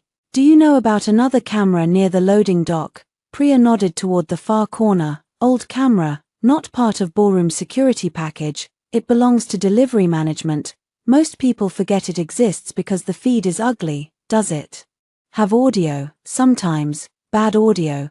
But if the door is open, maybe. Who controls it? Building operations, not event security. Marcus. That meant Daniel might not know. For the first time that day, my chest loosened. Priya saw my face change. You can get it, I can ask. She shook her head quickly. Do not say I told you. I won't. I mean it. I need this job. I know. No, you don't. Her voice sharpened. Sorry. But people like you say that and then someone like me gets fired because truth made rich people uncomfortable. I took that without defending myself because she was right. I won't use your name without your permission, I said. If the footage exists, the footage can speak first. Her eyes searched mine, then she reached into her coat pocket and pulled out a folded paper. This is the staff movement sheet from that night. It shows who was assigned where. I copied it before they changed the file. I took it carefully. Thank you. Do not thank me yet. She looked past me again. If they ask, I was never here. She left through the service door. I stood alone at the loading dock with the folded staff sheet in my hand. Then a man's voice behind me said, Mrs. Hart. I turned. Grant Miller stood at the edge of the dock in a dark overcoat. My stomach dropped. Of all Daniel's people, Grant was the one I least wanted near Priya. He was not emotional. He was not sloppy. He was a lawyer who understood damage control the way surgeons understood bleeding. Grant, I said. He looked at the service door Priya had used, then at me. I hope you're not pressuring hotel employees. I slid the paper into my bag. I could say the same to whoever sent that warning text. His expression did not change. I am here representing the firm's interest. The firm's interest is now hiding in loading docks. Daniel is a partner track attorney. Allegations against him affect us. Then choose better attorneys for partner track. A flash of irritation crossed his face. Olivia, I know. You are hurt, but you are creating a situation where everyone involved will suffer, including staff, including donors, including your foundation. That's Daniel's argument too. Funny how consequences become my fault the moment I stop absorbing them. He stepped closer, lowering his voice. You need counsel. I have counsel. Family counsel is not enough. Good thing Elaine does not take advice from men standing beside dumpsters. His mouth tightened. Daniel told me you can be difficult when you feel cornered. I smiled. Grant, Daniel told the police he saw something he did not see. You may want to stop quoting him like a reliable source. That landed. He looked away first. I walked past him toward the alley. Olivia, he called. I stopped but did not turn. Be careful with the loading dock footage. Now I turned. What loading dock footage? He said nothing. There it was. He knew, maybe not what was on it. Maybe not that it existed until I reacted. But Daniel had told him enough to make him worried. I smiled, small and cold. Thank you, Grant. For what? For confirming there is something worth finding. I left before he could answer. Marcus was waiting in his SUV with coffee and a face like thunder. Why is Daniel's law firm sniffing around my loading dock? He asked as soon as I got in. Because Daniel knows there may be another camera. Marcus started the car. There is. I turned to him. And you didn't mention it. I was verifying chain of custody before saying anything. The camera is old. Audio is inconsistent. Video is grainy, but it covers the loading door and part of the corridor. Can we get it? Operations pulled it this morning after Elaine requested preservation. My heart beat once, hard, and Marcus looked at the road. You need to see it somewhere private. That sentence sat between us all the way to his office. Marcus ran Reed Foundation from a converted warehouse near the river. It had exposed brick walls, black-framed glass offices, and a security room with more monitors than I had ever cared to understand. My father used to joke that Marcus trusted cameras because cameras never asked for favors. Today, I understood. Elaine was already there when we arrived. She wore a navy suit and had a stack of folders arranged in perfect alignment. A young woman from IT sat at the console. Olivia, Elaine said, before we play this, I need to explain. The video quality is poor, but the audio captures enough. We are preserving the original file. You are viewing a copy. I nodded. Marcus stood behind me, arms crossed. The IT specialist clicked play. The footage was grey and slightly warped.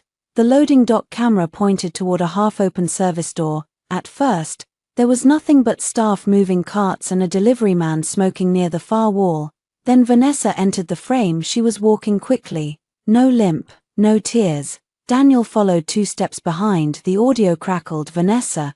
She looked at me like she knew. Daniel. She knows nothing. Vanessa. She will call Marcus. Daniel.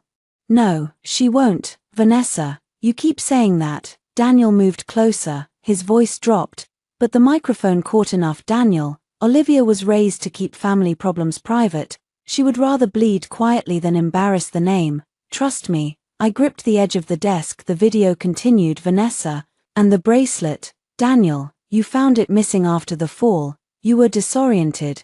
Keep it emotional. Vanessa, what about the police? Daniel, I will handle the police. Vanessa laughed once, not a sob, not panic, a laugh. Vanessa, you always do look good being noble. Daniel, this isn't funny. Vanessa, it is a little. She funds half the room and still ends up looking like the jealous wife.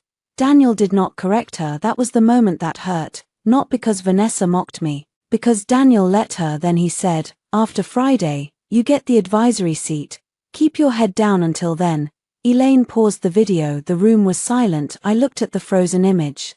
Daniel's hand was on Vanessa's arm, her face was tilted toward his. They looked intimate, conspiratorial, ugly. After Friday, I said. Elaine nodded. The board agenda, she gets the advisory seat. That appears to be the plan. Marcus's voice was flat. No, it appears to be fraud. Elaine lifted a hand. Careful, we document first. I almost laughed. Document first, the Reed family motto. Apparently, the video resumed. Vanessa said something too low to catch. Daniel answered, clearer, I didn't marry Olivia for the foundation. My breath caught. Vanessa touched his tie. No, but it helped. Daniel did not move away. Enough, I said. The IT specialist paused the video immediately. No one spoke. I stood, walked out of the security room, and went into the hallway. The brick wall felt cool under my palm. I bent forward slightly and breathed through the nausea. I had wondered, in the private humiliation of sleepless nights, whether Daniel had married me partly for access. Then I had hated myself for wondering. Marriage required trust, love required grace. Suspicion poisoned everything. Now the poison had a source. The door opened behind me. Elaine stepped out. Not Marcus. I was grateful. Olivia, she said softly, we need to discuss next steps. I straightened. Send it to Detective Brooks. Yes. And the foundation board, an edited excerpt or full file? Full file to counsel. Excerpt only in meeting if necessary. Elaine's eyes warmed with approval. Good, I don't want to become Daniel. No, she said, that is why we use process. My phone buzzed. Daniel, this time, a text. I know you went to Reed Hall. Whatever you think you found, remember that context matters. Another text. Vanessa is willing to say the stairwell incident was a misunderstanding if you stop attacking the foundation project. Another, you want truth. Fine. But don't pretend your family doesn't have things to hide too. I showed Elaine. She read them, then looked at me. He's negotiating because he's scared. Is it bad that I want him to be? No, she said, it's human. Just don't let wanting him scared make you sloppy. I nodded. Back in the security room, Marcus had his hands on the back of a chair, staring at the paused video. You okay? I asked him. He looked at me like the question offended him. Am I okay? You look like you're about to buy a courthouse just to throw it at him.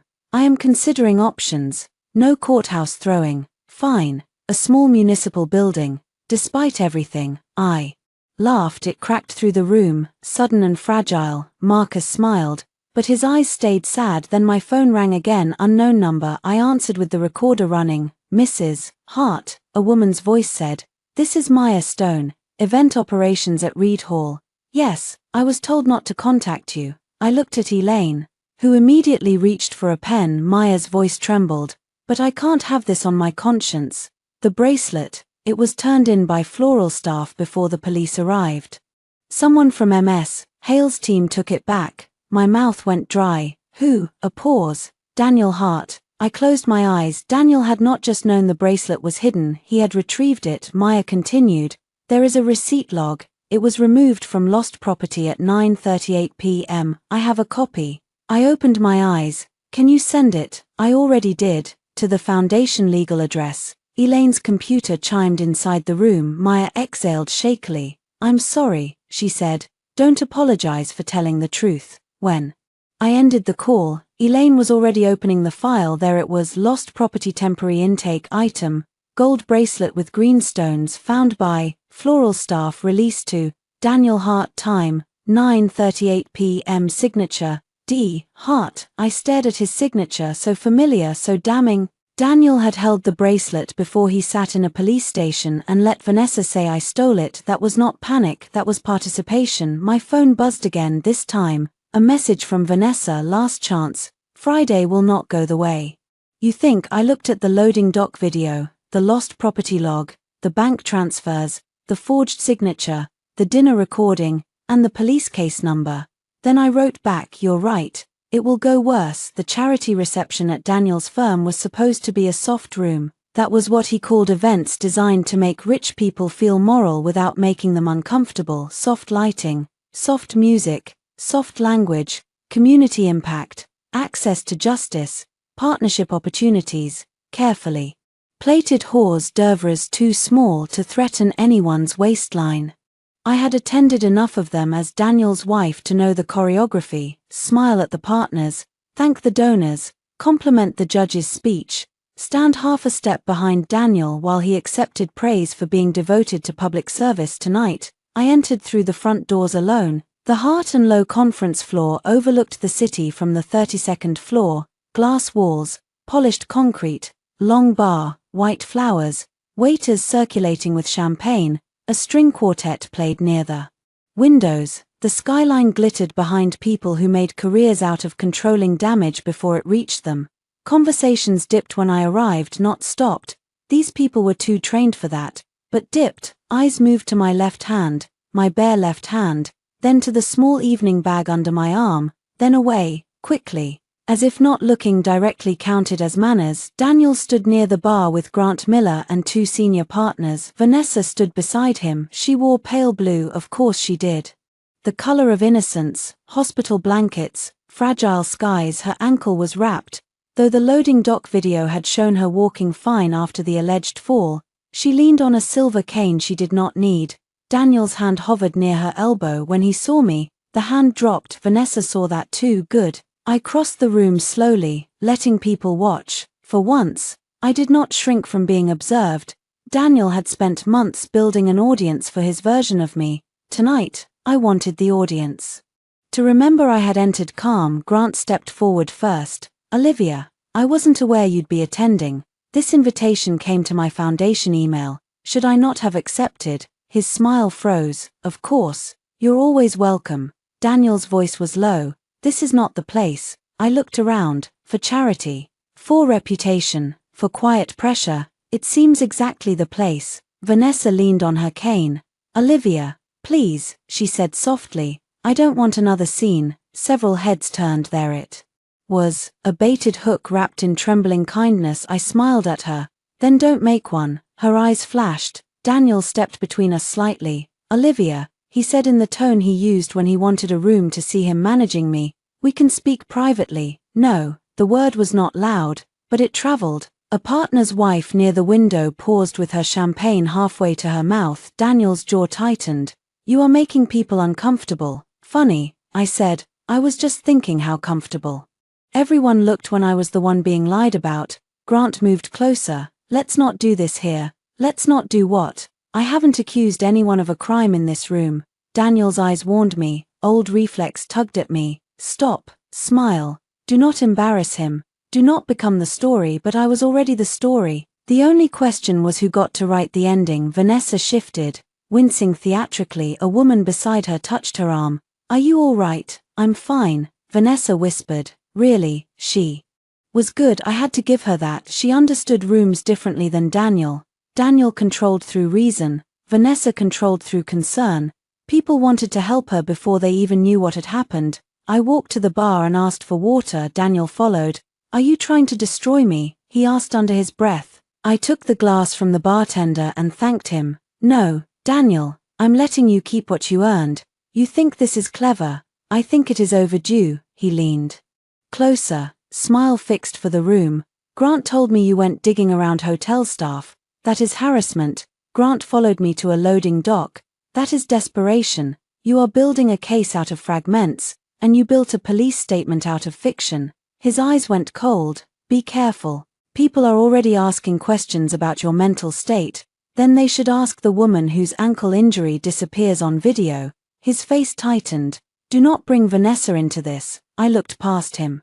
To where she stood under soft lighting, receiving sympathy like communion. Daniel, she is already in it. You dragged me into a police station for her. He opened his mouth, but a voice interrupted. Olivia. Vanessa stood behind him up close. The blue dress made her eyes look paler. She smelled like expensive lilies and powder. Her cane touched the floor between us, a prop in a play she believed she still controlled. Can we talk? She asked. Daniel said. Vanessa, no. She ignored him. Interesting. Privately, she added. I smiled. I don't think privacy has served me well. Her lips tightened. Fine. The ladies' room. Then, there are no donors in there. Daniel touched her arm.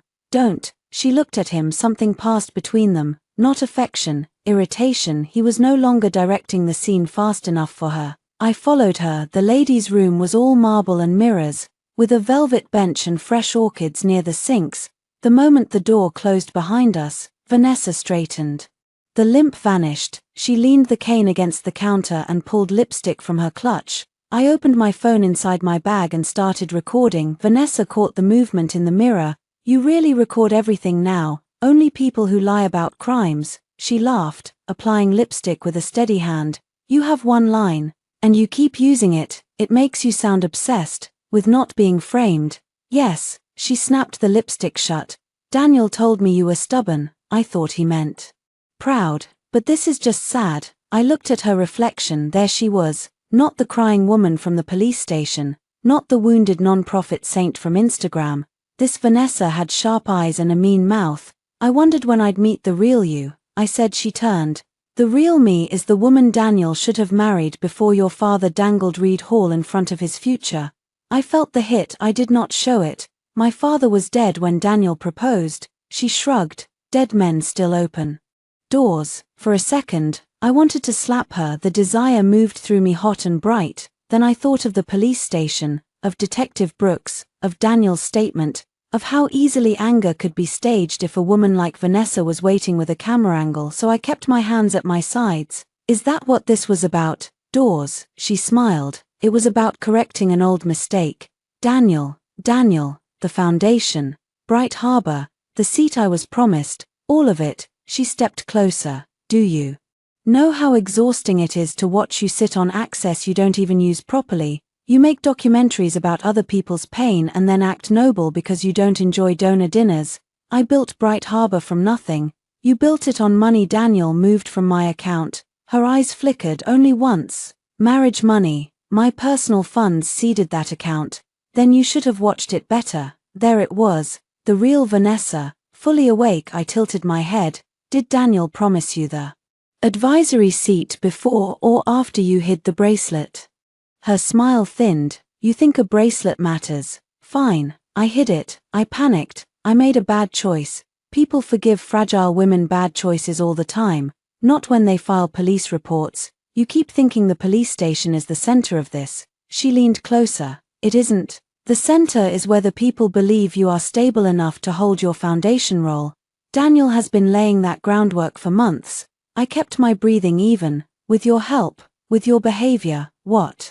Behavior, coldness, suspicion, that awful silence you do when you want everyone to know you disapprove, the way you watch him when he touches my back. She smiled again. Men hate being watched like property. My husband is not property. No, his leverage. That sentence hung in the marble room. I let 3 beats pass. Then I asked, what did Daniel promise you exactly? She looked smug now, too smug.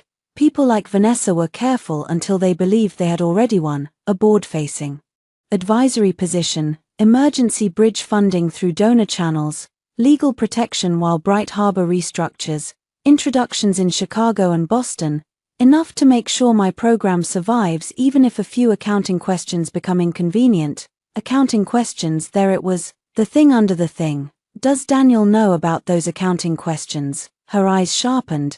Don't pretend you understand non-profit operations. I understand missing money. She stepped closer, face hard.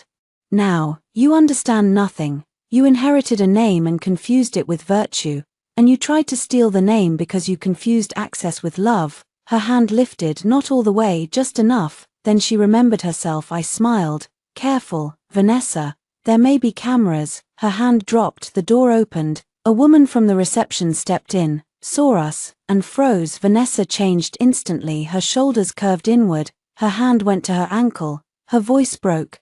"Please leave me alone, Olivia." The woman looked at me, alarmed. It was almost beautiful. How fast Vanessa could become a victim. I stepped back. "Of course," I said, then I looked at the woman. "You may want to check whether the cane matches the leg she remembers to limp on." Vanessa's face went white. I walked out. Daniel was waiting in the hall. "What did you say to her?" he demanded. I looked at him. "Less than she said to me." He grabbed my wrist, the same wrist Vanessa had grabbed at Reed Hall. Pain flashed through the nail marks. Not yet healed. I looked down at his hand. "Let go." He did not. His voice was low and furious. "You don't get to come here and terrorize her." I lifted my eyes to his. "Daniel, you are holding my bruised wrist in a hallway full of witnesses." He released me like I had burned him. Too late. 3 people had seen. One of them was Grant. His face changed from irritation to alarm. "Daniel," he said sharply. Daniel stepped back. I held up my wrist. Not dramatically, just enough for the red marks to show.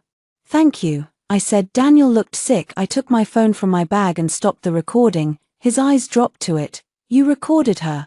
"I recorded myself being asked for a private conversation by a woman who filed a false police report against me." Vanessa appeared behind him, no cane in her hand. Grant noticed that too, so did the woman from the restroom. For 1 perfect second, Vanessa stood straight in front of half the room, then she remembered and grabbed the wall, but the room had already seen. The first crack had become visible. I left before anyone could stop me. In the elevator, my wrist throbbed, my heart pounded. The recording sat in my phone like a live wire. When the doors opened to the lobby, Marcus was waiting near the entrance. "I told you I could handle it," I said. "I know," he said. "That's why I'm standing in the lobby and not upstairs committing a felony." Despite everything, I laughed. Then my phone rang. "Detective Brooks," I answered. "Mrs. Hart," she said. "We received the loading dock footage and the lost property log. We need you, Mr. Hart, and Ms. Hale back at the station for formal follow-up." "When?" "Tomorrow morning." I looked through the glass doors at the city lights. "Detective?" "Yes." Daniel grabbed my wrist. "Tonight in front of witnesses." Silence. Then she said, "Document the injury. Send me the names if you have them." "I have video." "Of course you do," she said. For the first time since we met, I heard the faintest note of satisfaction in her voice. "Bring it tomorrow." I ended the call. Outside, rain began again, fine and cold. My phone buzzed with a text from Daniel. "You are making me into someone I am not." I looked at my wrist, then I typed back, "No, I am recording who you become when I stop obeying." By Friday morning, Vanessa's name was no longer on the Reed Foundation board agenda. By Friday afternoon, everyone knew why. Not because I released the footage publicly. I did not. I sent a formal evidence packet through Elaine to the Foundation's Ethics Committee, the board chair, and outside counsel. It contained the hallway video excerpt, the loading dock audio, the lost property log, the Bright Harbor transfers, the forged signature sample, the restroom recording transcript, and Vanessa's texts. No captions, no emotional statement, no dramatic music, just file names, timestamps, and sworn context. That was enough. At 2:00 p.m., I sat at the end of the long conference table in the Reed Foundation boardroom while 12 people who had known me since childhood tried not to look horrified. The boardroom had my father's favorite view of the river. He had chosen the room because he believed people made better decisions when they could see water moving. "It reminds them nothing stays still," he used to say. I wished he were there, then I was glad he was not. Elaine stood at the screen. "We are not here to adjudicate criminal liability," she said. "We are here to determine whether Bright Harbor Community Initiative's pending advisory, integration and emergency funding request can proceed under Foundation ethics rules." Board Chair Margaret Ellis, a former federal judge with white hair and terrifying posture, looked over her glasses. "Based on this packet, I struggled to see how it could." A man near the middle of the table cleared his throat. "Have we received any response from Bright Harbor?" Elaine clicked to the next slide. "Yes, their counsel describes the matter as a domestic misunderstanding that should not affect community programming." A murmur moved around the room. Margaret's eyes moved to me. "Olivia, do you wish to speak?" I had prepared a statement, 3 paragraphs. measured, clean, approved by Elaine. I did not read it. Instead, I placed both hands flat on the table and told the truth. 2 nights ago, my husband sat in a police station and said he personally saw me push Vanessa Hale down a stairwell at Reed Hall. The video shows that did not happen. Another video shows him coaching her to say it did. A lost property log shows he retrieved the bracelet she accused me of stealing before she accused me. Separate documents show he used our joint funds and attempted to use my foundation authority to advance her placement. The room was silent. I kept going. This is not a domestic misunderstanding. It is an attempt to use my marriage, my name, and this foundation to protect a false narrative. I am not asking the board to take my side because I am a Reed. I am asking the board to apply the same rules we would apply if my name were not on the wall. Margaret held my gaze for a long moment, then she nodded. Thank you. I sat. The vote took less than 20 minutes. Bright Harbor's advisory review was suspended indefinitely. Emergency bridge funding was denied pending independent audit. All Daniel Hart communications were referred to Ethics Council. Vanessa Hale was barred from participating in foundation-sponsored events during review. It was not a public collapse. It was worse for Vanessa in some ways. A public collapse could be spun as cruelty. This was procedure. Procedure was harder to cry against. My phone began buzzing before I reached the elevator. Vanessa called, Daniel called, Patricia called, Grant Miller called. Then a text from Daniel appeared. What did you do? I replied, I applied the rules. His answer came immediately. No. You used your family to punish Vanessa. I saved the screenshot and did not reply. In the lobby, reporters were not waiting. There were no cameras, no dramatic confrontation, just the foundation receptionist, a security guard, and a courier carrying flowers to someone else's office. I should have felt relieved. Instead, I felt the strange emptiness that follows a clean cut. A part of me had wanted the board to hesitate, not because I wanted Vanessa to win, but because hesitation would have made Daniel's betrayal seem less obvious. If intelligent people needed time to understand it, maybe I could forgive myself for needing months, but they had understood quickly, which meant the truth had been visible once I stopped hiding it. Marcus met me outside with 2 coffees. Well, he asked. Suspended, funding denied, ethics referral, his shoulders lowered.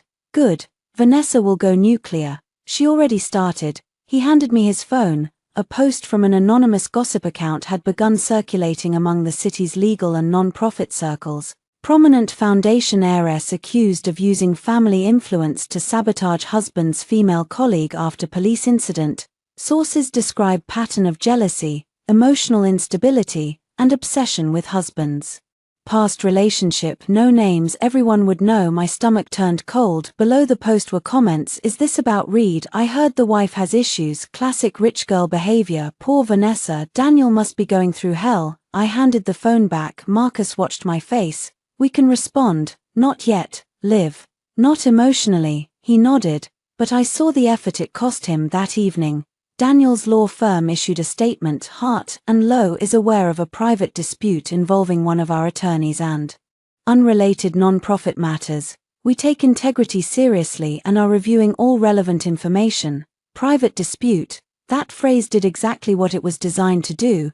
It shrank false police statements, forged signatures, and hidden transfers into a marital spat. By 7:00 p.m., Daniel had posted nothing.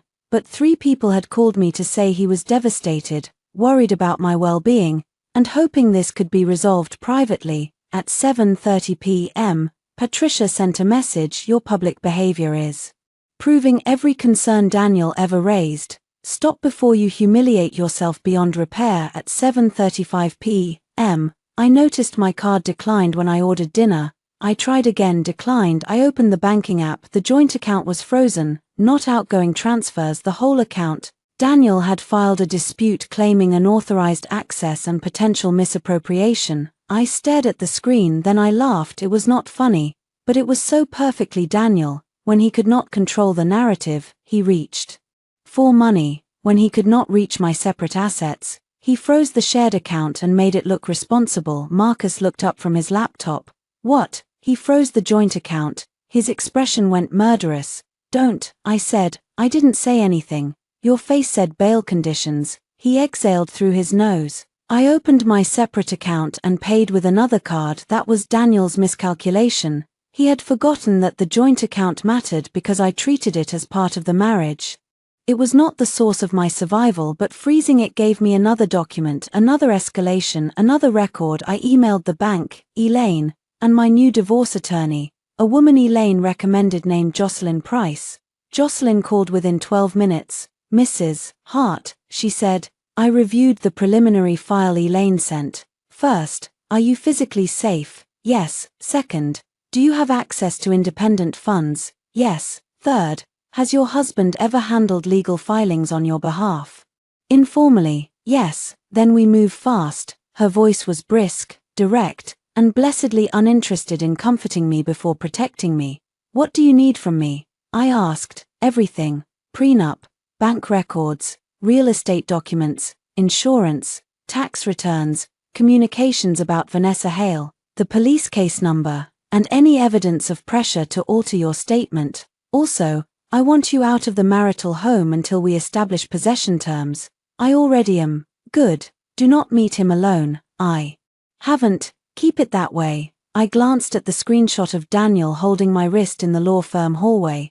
I will. One more thing. Your husband is a lawyer. He will try to turn every emotional reaction into a legal position. Give him none. I understand. No, you will understand after the first week, she said. For now, pretend every sentence you send him will be read aloud by someone who dislikes you. That was useful. After we hung up, I sat at Marcus's kitchen table and built 3 folders: police, foundation, divorce. Then I made a 4th smear. Into it went the anonymous post, Patricia's texts, Daniel's voicemails, Vanessa's Instagram caption, Grant's loading dock encounter, and a screenshot from a legal gossip newsletter asking whether a prominent foundation marriage had become a liability. At 9:00 p.m., Vanessa posted a video. She sat in soft lighting, no makeup except the kind designed to look like no makeup. Her ankle was propped on a pillow. The emerald bracelet shone on her wrist. I don't want to name anyone, she said, voice breaking, but I want to say something for women who have been intimidated by powerful families. Sometimes truth is complicated. Sometimes people with resources can make you feel like your pain doesn't matter. I am choosing healing. I am choosing grace. The video ended. I watched it once, then I watched it again with my producer's eye. The lighting came from the left, ring light reflection in both eyes, script placed slightly below camera. 3 jump cuts. Comments limited, image management services. I opened the invoice again, then I searched the firm name. They specialized in crisis narrative for public figures.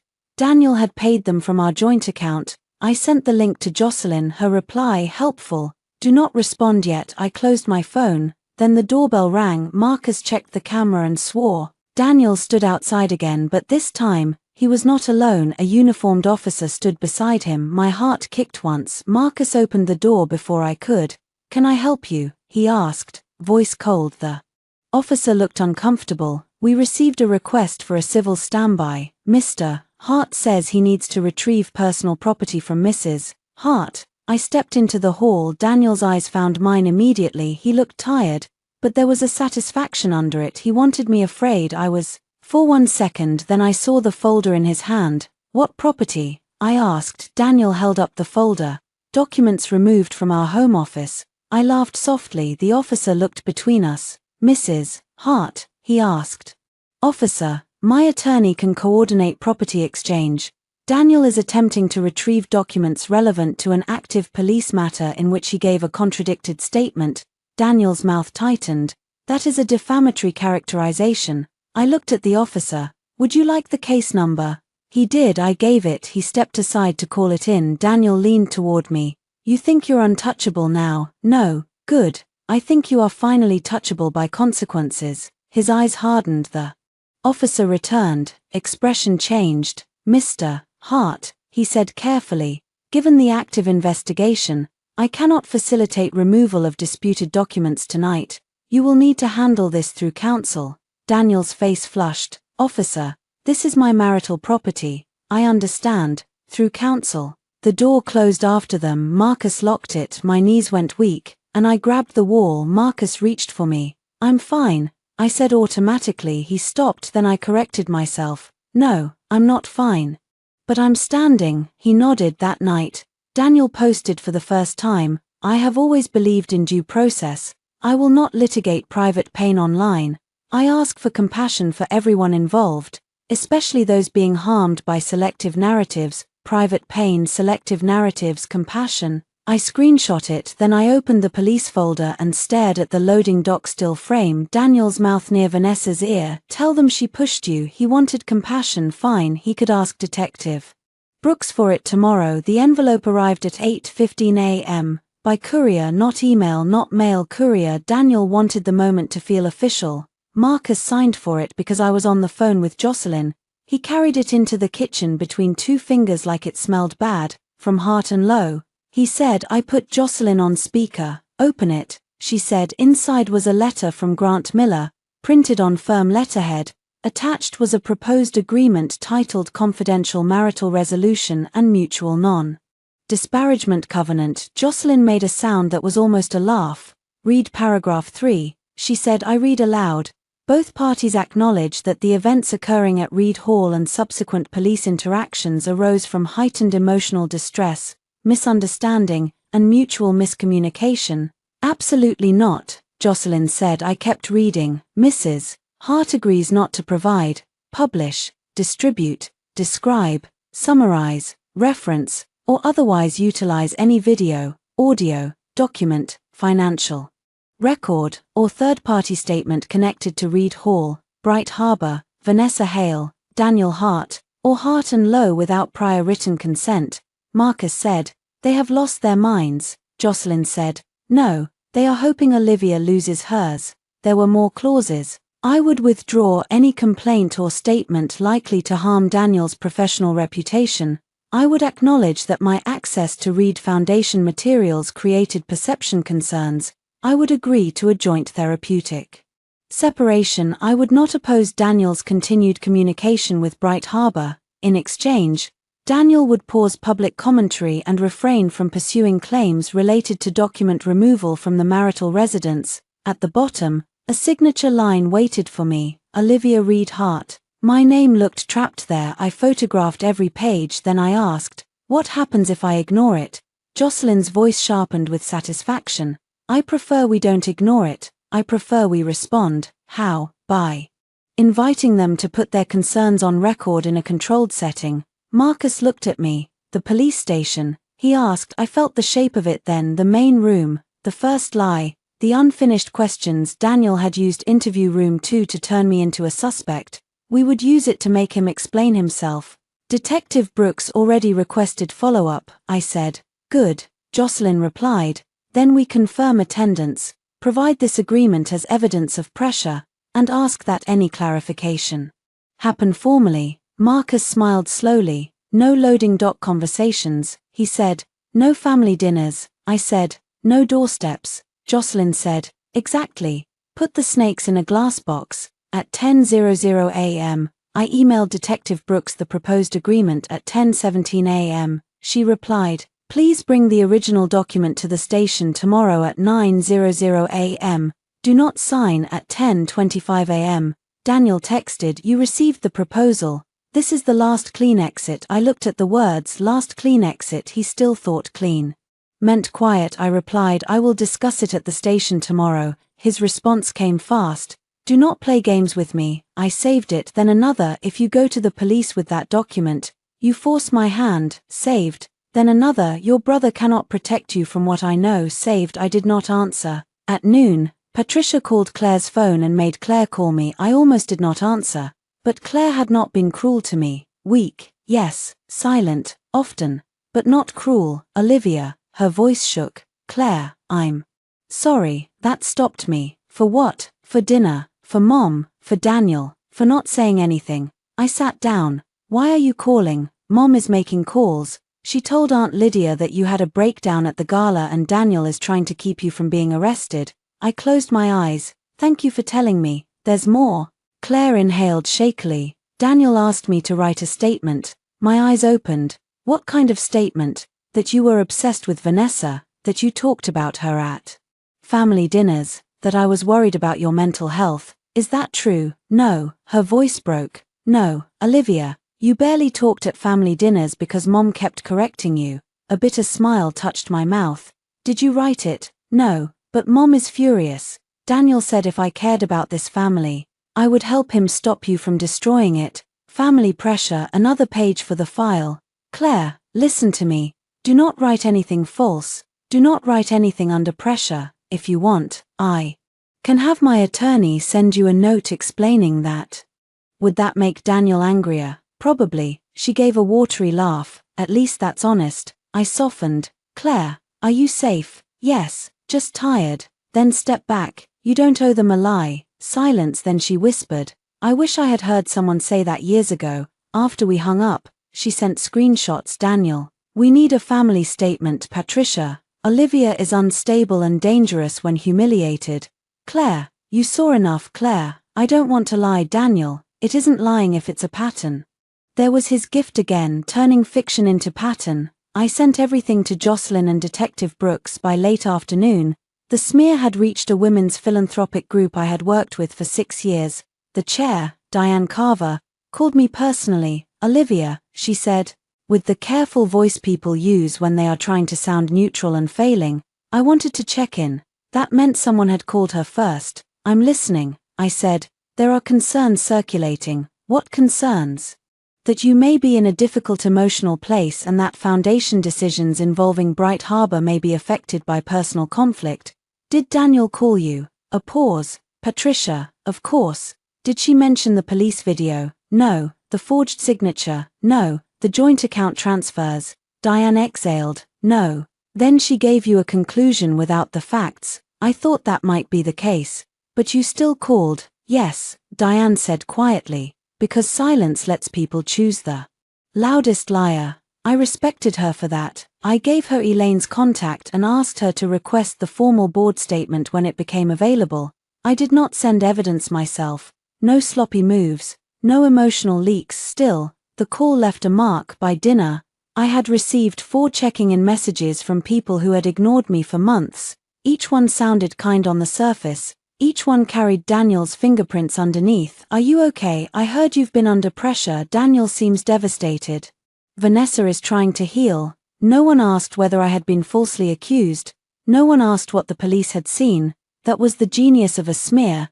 It made people treat truth like gossip and gossip like concern. At 8:00 p.m., I drove to the marital home with Jocelyn's investigator and a locksmith. Daniel had agreed through counsel to allow me to retrieve personal property. He did not know I was bringing a locksmith to rekey the separate studio entrance that led to my editing room, which was legally part of my premarital workspace under the prenup. He was home when we arrived, so was Patricia, so was Vanessa. That was not in the agreement. Vanessa sat on my living room sofa with a cup of tea in her hand. For a second, the scene was so absurd I could not process it. My house, my sofa, my husband's first love wrapped in my cream throw blanket like she had been placed there by a director with no sense of shame. Daniel stood near the fireplace. Before you react, he said. I held up my phone. Recording. Patricia stood. This is outrageous. I looked at Vanessa. You are in my home. She smiled weakly. Daniel said I shouldn't be alone after what you've done. The investigator, a retired detective named Nora Keene, stepped slightly forward. Mrs. Hart, do you want Ms. Hale removed from the premises? Daniel's face changed. He had not expected that question to be asked so plainly. Vanessa is my guest, he said. Nora looked at me. Do you jointly own or lease the residence? Joint marital residence, but my studio wing is premarital property under separate title. Then we retrieve your items and document everyone present. Daniel looked at Nora. Who are you? Investigator retained by Mrs. Hart's counsel. Patricia muttered. Of course she brought another guard dog. I turned to her. No. Patricia, I brought a witness because your son confuses privacy with opportunity. Vanessa set down the teacup. Olivia, I know seeing me here is painful. I looked at the blanket around her shoulders. My blanket, the one my mother gave me when I moved in, not as painful as watching you perform comfort in a house you helped fracture. Daniel stepped forward. Enough. No, Nora said. Everyone looked at her. She held up a body camera clipped to her jacket. For documentation. All parties should avoid direct confrontation. Daniel's face darkened. I walked past them toward the studio. The editing room smelled faintly of dust and cedar. My cameras were still locked in the cabinet. My notebooks sat on the shelf.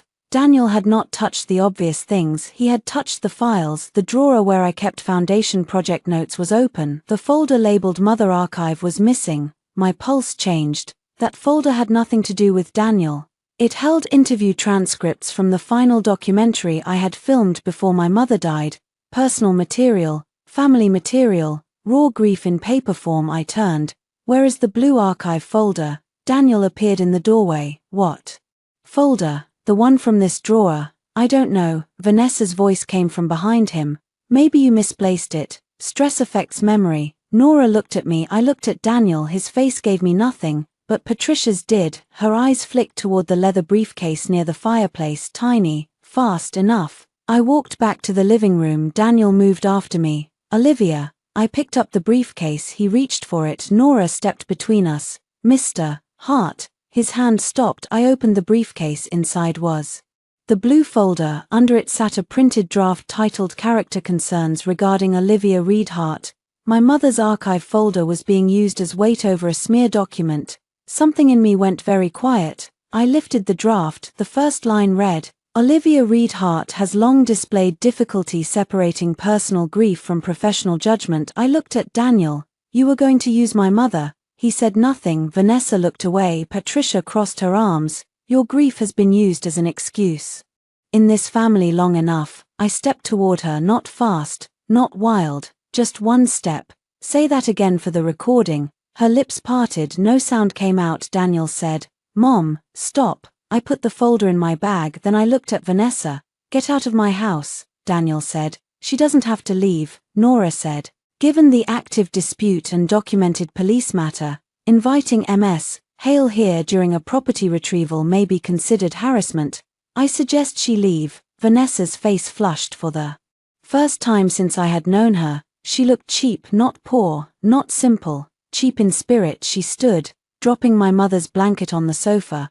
I hope you're proud, she said. I am getting there, I said. She left. Patricia followed after one last poisonous look. Daniel remained. When Nora stepped into the studio to photograph the drawer, Daniel spoke quietly. Olivia, I didn't know Mom put that in there. Don't, I mean it. You wrote the draft. He looked down. I was angry. You were strategic.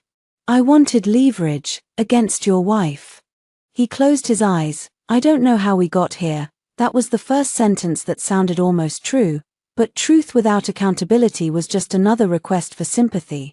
I do, I said, one choice at a time. The next morning, at 9:00 a.m., I walked back into the downtown police station. Daniel was already there, so was Vanessa, so was Grant. Detective Brooks stood near interview room 2 with a folder in her hand. She looked at me, then at the others. Good, she said, everyone's here. Daniel looked at me with hatred dressed as patience. I looked at the room where he had accused me this time. I walked in first. Interview room 2 looked smaller the second time. Maybe because I was not afraid of it anymore. The same metal table sat in the center. The same white light hummed overhead. The same recorder waited near Detective Brooks's legal pad.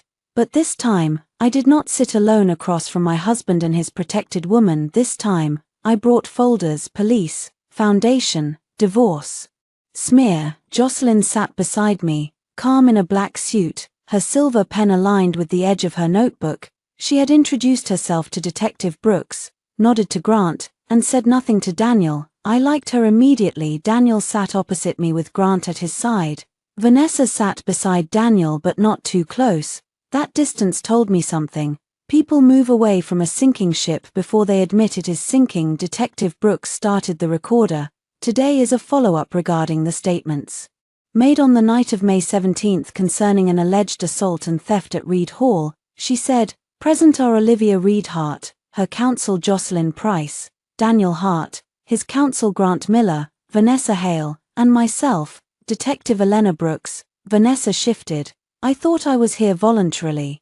Detective Brooks looked at her. You are, Daniel said. We are all here voluntarily. Detective Brooks's eyes moved to him. For now, Grant cleared his throat. Detective, my client is prepared To clarify his earlier statement, "We hope this can be resolved without unnecessary escalation." I almost admired the phrase, unnecessary escalation. Daniel had accused me of a crime, helped hide evidence, tried to pressure me into silence, froze our account, smeared me through his mother, and invited Vanessa into my home, but consequences were escalation. Detective Brooks opened the first folder. "Mr. Hart, on the night of May 17th, you wrote the following." She read from his statement. "I saw Olivia Hart place both hands on Vanessa Hale and push her through the stairwell door. Vanessa fell immediately. Olivia appeared angry and did not attempt to help. Daniel's face stayed composed." Detective Brooks slid a copy across the table. "Is that your handwriting and signature?"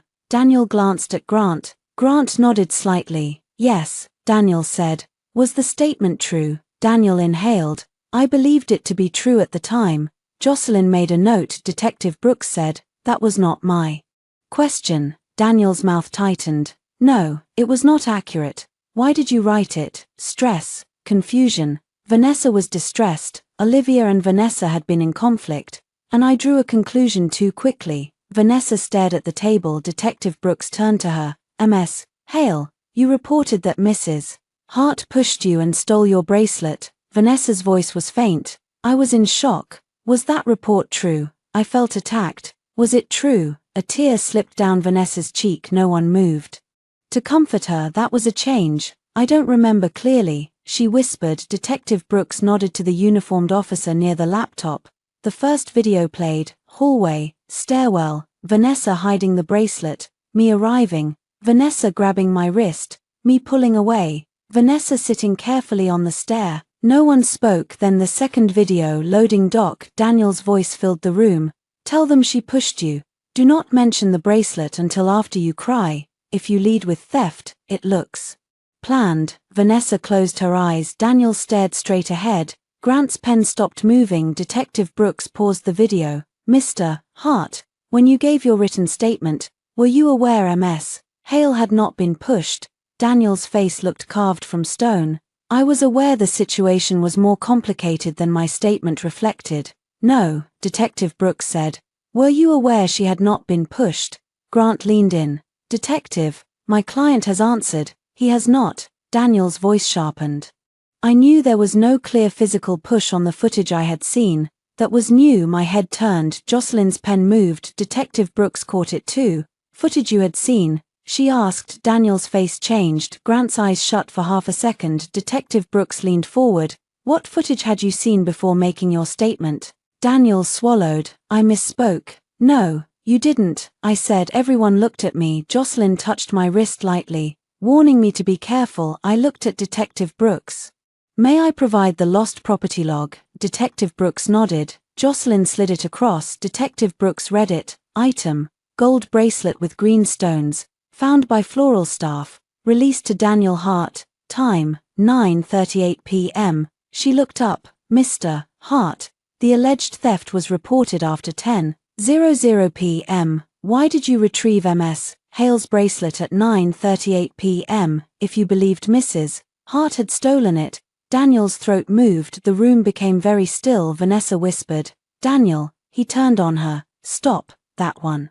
Word cracked the last of her performance. Her face hardened. Detective Brooks saw it. Jocelyn saw it. "I saw it," Grant said. "We need a moment." "No," Detective Brooks said. "You may advise your client, but we are not stopping because a question is inconvenient." Grant whispered to Daniel. Daniel whispered back sharply. Vanessa's eyes moved from Daniel to the detective, then to me. She understood what I had already understood. Daniel would save himself if he could. All those months of protection, all those soft touches, all those midnight calls, they lasted until the room asked him a question he could not answer. Detective Brooks clicked the next file. "This is loading. Doc. Camera 2, with audio, timestamp 9:26 p.m. The grainy image appeared. Daniel and Vanessa near the service door. The audio crackled, then cleared. Vanessa's voice. "She funds half the room and still ends up looking like the jealous wife." Daniel's voice did not defend me then. "After Friday, you get the advisory seat. Keep your head down until then." Detective Brooks paused it. "Ms. Hale," she said. "What advisory seat is being referenced?" Vanessa wiped her cheeks. I don't know. I opened the foundation folder. Jocelyn slid the board agenda, Daniel's email, and the draft authorization across the table. Detective Brooks reviewed them. Mr. Hart, she said, did you attempt to secure a Reed Foundation advisory role for Ms. Hale? Daniel said, that is unrelated. Jocelyn spoke for the first time. It is related to motive. Grant looked at her. This is not a civil deposition. Jocelyn smiled politely. No, it is a police interview where your client may have made a false statement to protect a woman tied to financial and professional benefits he pursued through my client. Grant did not answer. I felt something inside me steady for years. Daniel had been the one with language in official rooms. He spoke, I softened, he framed, I accepted today. The words did not belong to him alone. Detective Brooks turned to Vanessa. Ms. Hale, did you hide the bracelet in the floral arrangement? Vanessa's lips trembled. I was upset. Did you hide it? Yes. Did Mrs. Hart steal it? No. The word was small but it existed. Detective Brooks wrote it down. Did Mrs. Hart push you? Vanessa's eyes filled again. This time, the tears looked real because they were for herself. No. Daniel's head turned sharply. Grant put a hand on his sleeve. Vanessa looked at Daniel with raw anger. He told me he would handle it, Daniel said. Vanessa, no. Her voice rose. No, Daniel, you told me to say it. You said Olivia would never fight publicly. You said she would fold because she cared too much about looking dignified. Detective Brooks kept writing. Daniel's face went white. Vanessa, Grant warned, but she was past warning. He said if the police believed there was a domestic incident, the foundation would hesitate to challenge me because it would look like punishing a victim. He said Olivia would be managed. His word, managed. The room turned toward Daniel. I did not. I looked at my hands. They were steady. That mattered more. Detective Brooks asked, Ms. Hale, did Mr. Hart instruct you to make a false report? Daniel stood. Grant stood with him. My client will not answer further without separate counsel regarding potential exposure, Grant said. Detective Brooks looked at him. Your client is free to stop answering. He is not free to leave with evidence or contact witnesses. Daniel looked at me. There was fury in his eyes and beneath it, fear. You did this, he said. I looked up slowly. No, I stopped carrying it. Detective Brooks turned to him. Mr. Hart, sit down. He did not. The uniformed officer near the door stepped forward. Daniel sat. Detective Brooks placed his written statement in front of him again. Line 1, she said, you wrote that you witnessed a push. We now have video showing no push, audio showing you told Ms. Hale to report one, Ms. Hale's admission that no push occurred, and a lost property log showing you retrieved the bracelet before theft was reported. Daniel's face had lost all color. Explain that. He said nothing. Detective Brooks waited. The recorder blinked red. Grant whispered, Daniel, do not answer. For once. Daniel listened to advice. Detective Brooks nodded. Fine. Then I will explain where we are. Ms. Hale, you made a report that appears to be false. Mr. Hart, you provided a written witness statement that appears to be false and may have been made with knowledge of contradictory facts. We will refer this for review. Do not contact Mrs. Hart except through counsel. Do not contact potential witnesses. Do not attempt to alter, destroy, or retrieve records related to Reed Hall, Bright Harbor, or this investigation. Vanessa began crying again. This time, nobody cared. Detective Brooks ended the recording. The room stayed silent. Then Daniel spoke, low enough that only I could hear. Was it worth it? I looked at him for a long moment. Worth losing the illusion of my marriage, worth seeing his hand on Vanessa's back in a police station, worth watching my private grief turned into a smear draft, worth learning that my restraint had been a tool in his plan. No, but truth was not measured by whether the wound pleased me. Ask me when you're done answering questions, I said. I stood. Jocelyn gathered the folders as we walked out. Vanessa called my name. I turned. Her face was wet, twisted with fear and hatred. You think he loved you more because he married you, she said. The room froze. Daniel closed his eyes. I looked at her. No, I said, I think you both loved Access more than either of you loved anyone. Then I left interview room 2 in the hallway. Marcus stood near the vending machines with 2 coffees he had not touched. He looked at my face and straightened. Done? He asked. No, I looked back through the glass at Daniel, sitting under the same white light where he had tried to leave me, but the part where I answer for his lie is over. Daniel's firm suspended him before the day ended. Not fired, not yet. Law firms prefer words that keep doors open while quietly moving bodies away from them. Administrative leave, internal review, restricted client access, pending ethics assessment. Grant called Jocelyn at 4:12 p.m. Jocelyn put him on speaker after asking my permission. Daniel is stepping back from active matters while the firm reviews the situation. Grant said, "Is that voluntary?" Jocelyn asked. A pause. "That is the firm's position. I didn't ask whose position it was." Grant exhaled. "It is not voluntary." I stood by Marcus's office window, watching the river move under a grey sky. There it was, stage 3. The man who had told police I should answer questions was now being removed from rooms where he used to ask them. Jocelyn said, "We also need confirmation that Mr. Hart will not contact my client directly. Daniel is under a lot of pressure." That was not my question. I smiled faintly. Detective Brooks had infected all of us with cleaner language. Grant said, "I will advise him, advise harder." She hung up. Marcus laughed once from his desk. "I like her. So do I." Jocelyn turned to me. "This next part may feel strange. When consequences begin, people expect you to soften because they are finally feeling pain. Do not confuse their first discomfort with accountability." I looked at the phone in my hand. Daniel had not texted since the station. That silence was not peace. It was strategy. "I won't," I said. "Good, now we file." The divorce petition went out that afternoon. Not a threat, not a draft. Filed. Irreconcilable differences, misconduct affecting marital trust, financial misuse, and protective communication terms through counsel only. Jocelyn also prepared a bar complaint. She did not overstate. Daniel had made a contradicted police statement, participated in pressure tactics related to an investigation, and potentially used legal knowledge to intimidate a spouse. The complaint included documents, dates, and attachments. Elaine sent the Foundation's final notice to Bright Harbor pending independent audit. Reed Family Foundation terminates all review of advisory integration, emergency bridge funding, and event partnership with Bright Harbor Community Initiative. Vanessa Hale is barred from serving as representative, speaker, or beneficiary in foundation-sponsored programming. No drama, no insults, just doors closing. Vanessa posted nothing that night. That frightened me more than her videos. People like Vanessa did not go quiet because they understood. They went quiet when they were finding another angle. At 7:00 p.m., Claire came to Marcus's office. She looked exhausted, eyes red, hair pulled back in a messy knot. She hugged a folder to her chest and stood near the conference room door like she expected someone to yell at her for entering. I went to her. "Claire." She looked at Marcus, then Jocelyn, then me. "I brought something." Jocelyn's expression sharpened.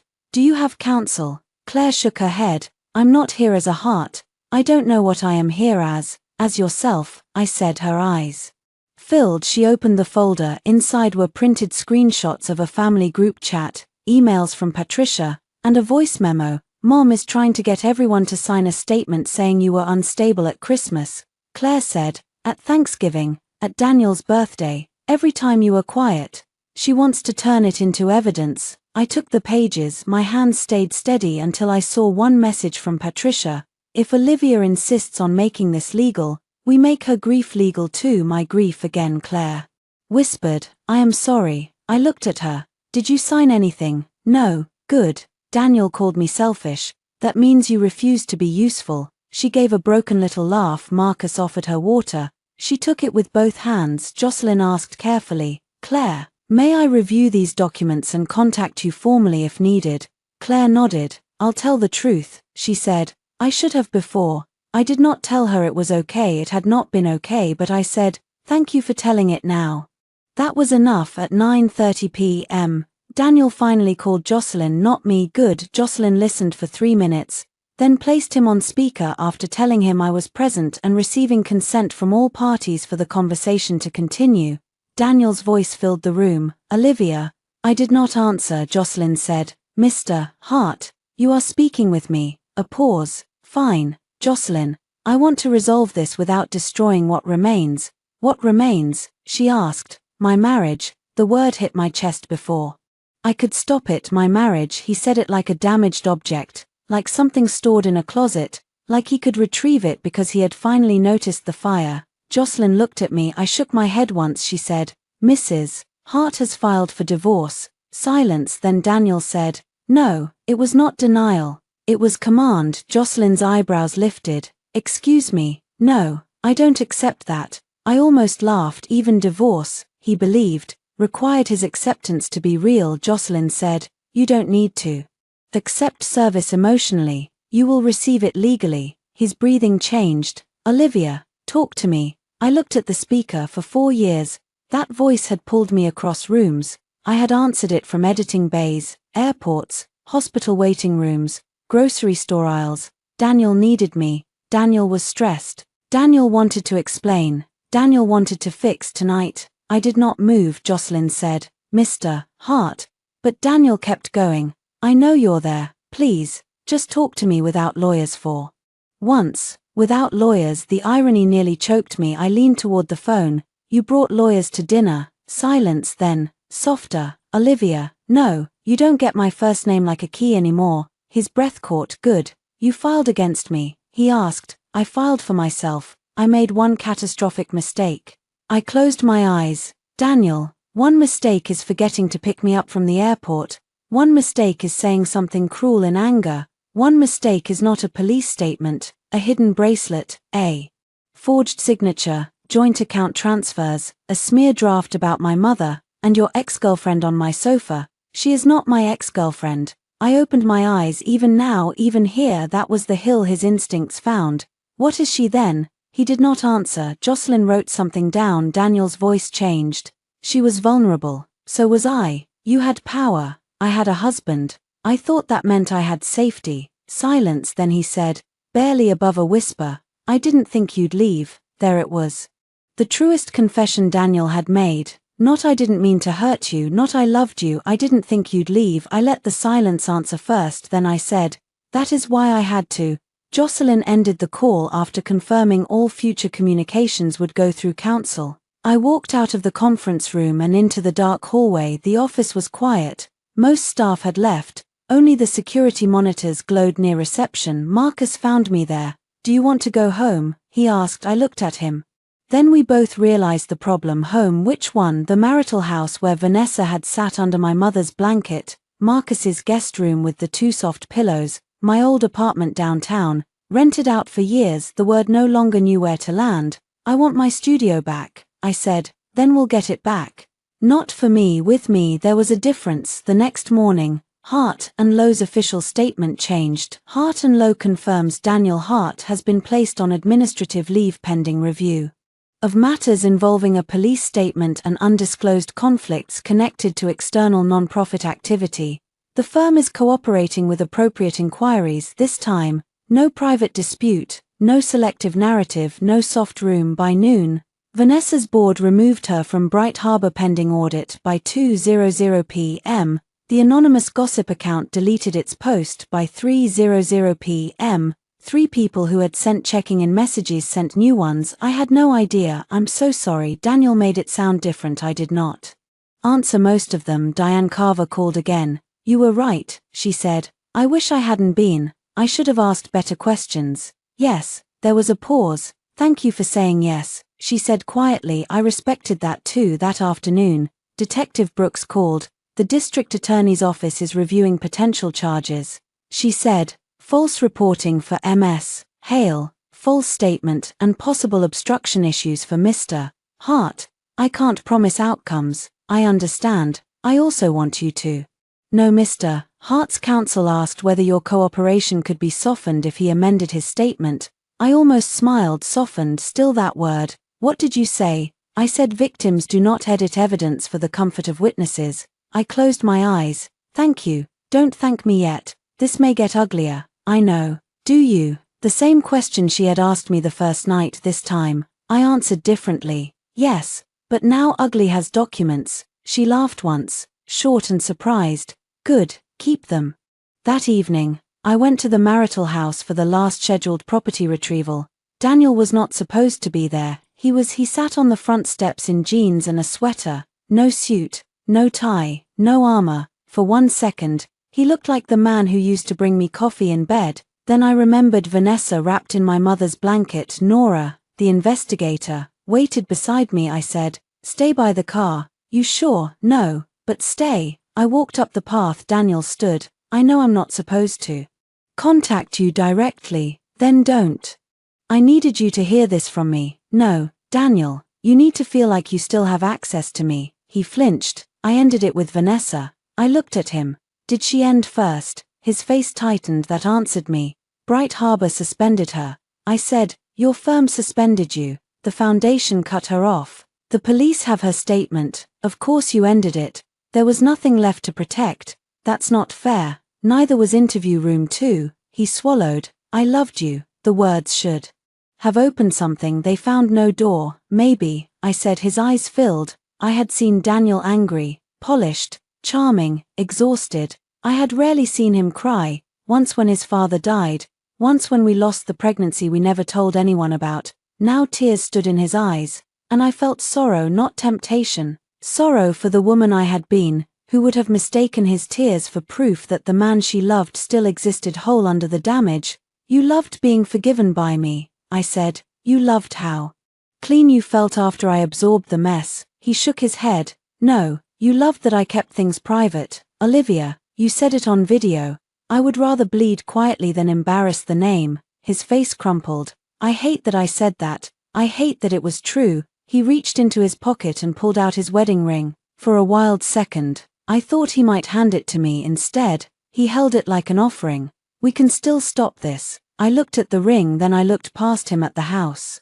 Our house, the upstairs window where I used to wait for him, the kitchen where I danced barefoot, the door where he stood while I left with a suitcase, the living room where Vanessa drank tea. "No," I said, "because of Vanessa, because of you." That landed. He had prepared to lose to another woman.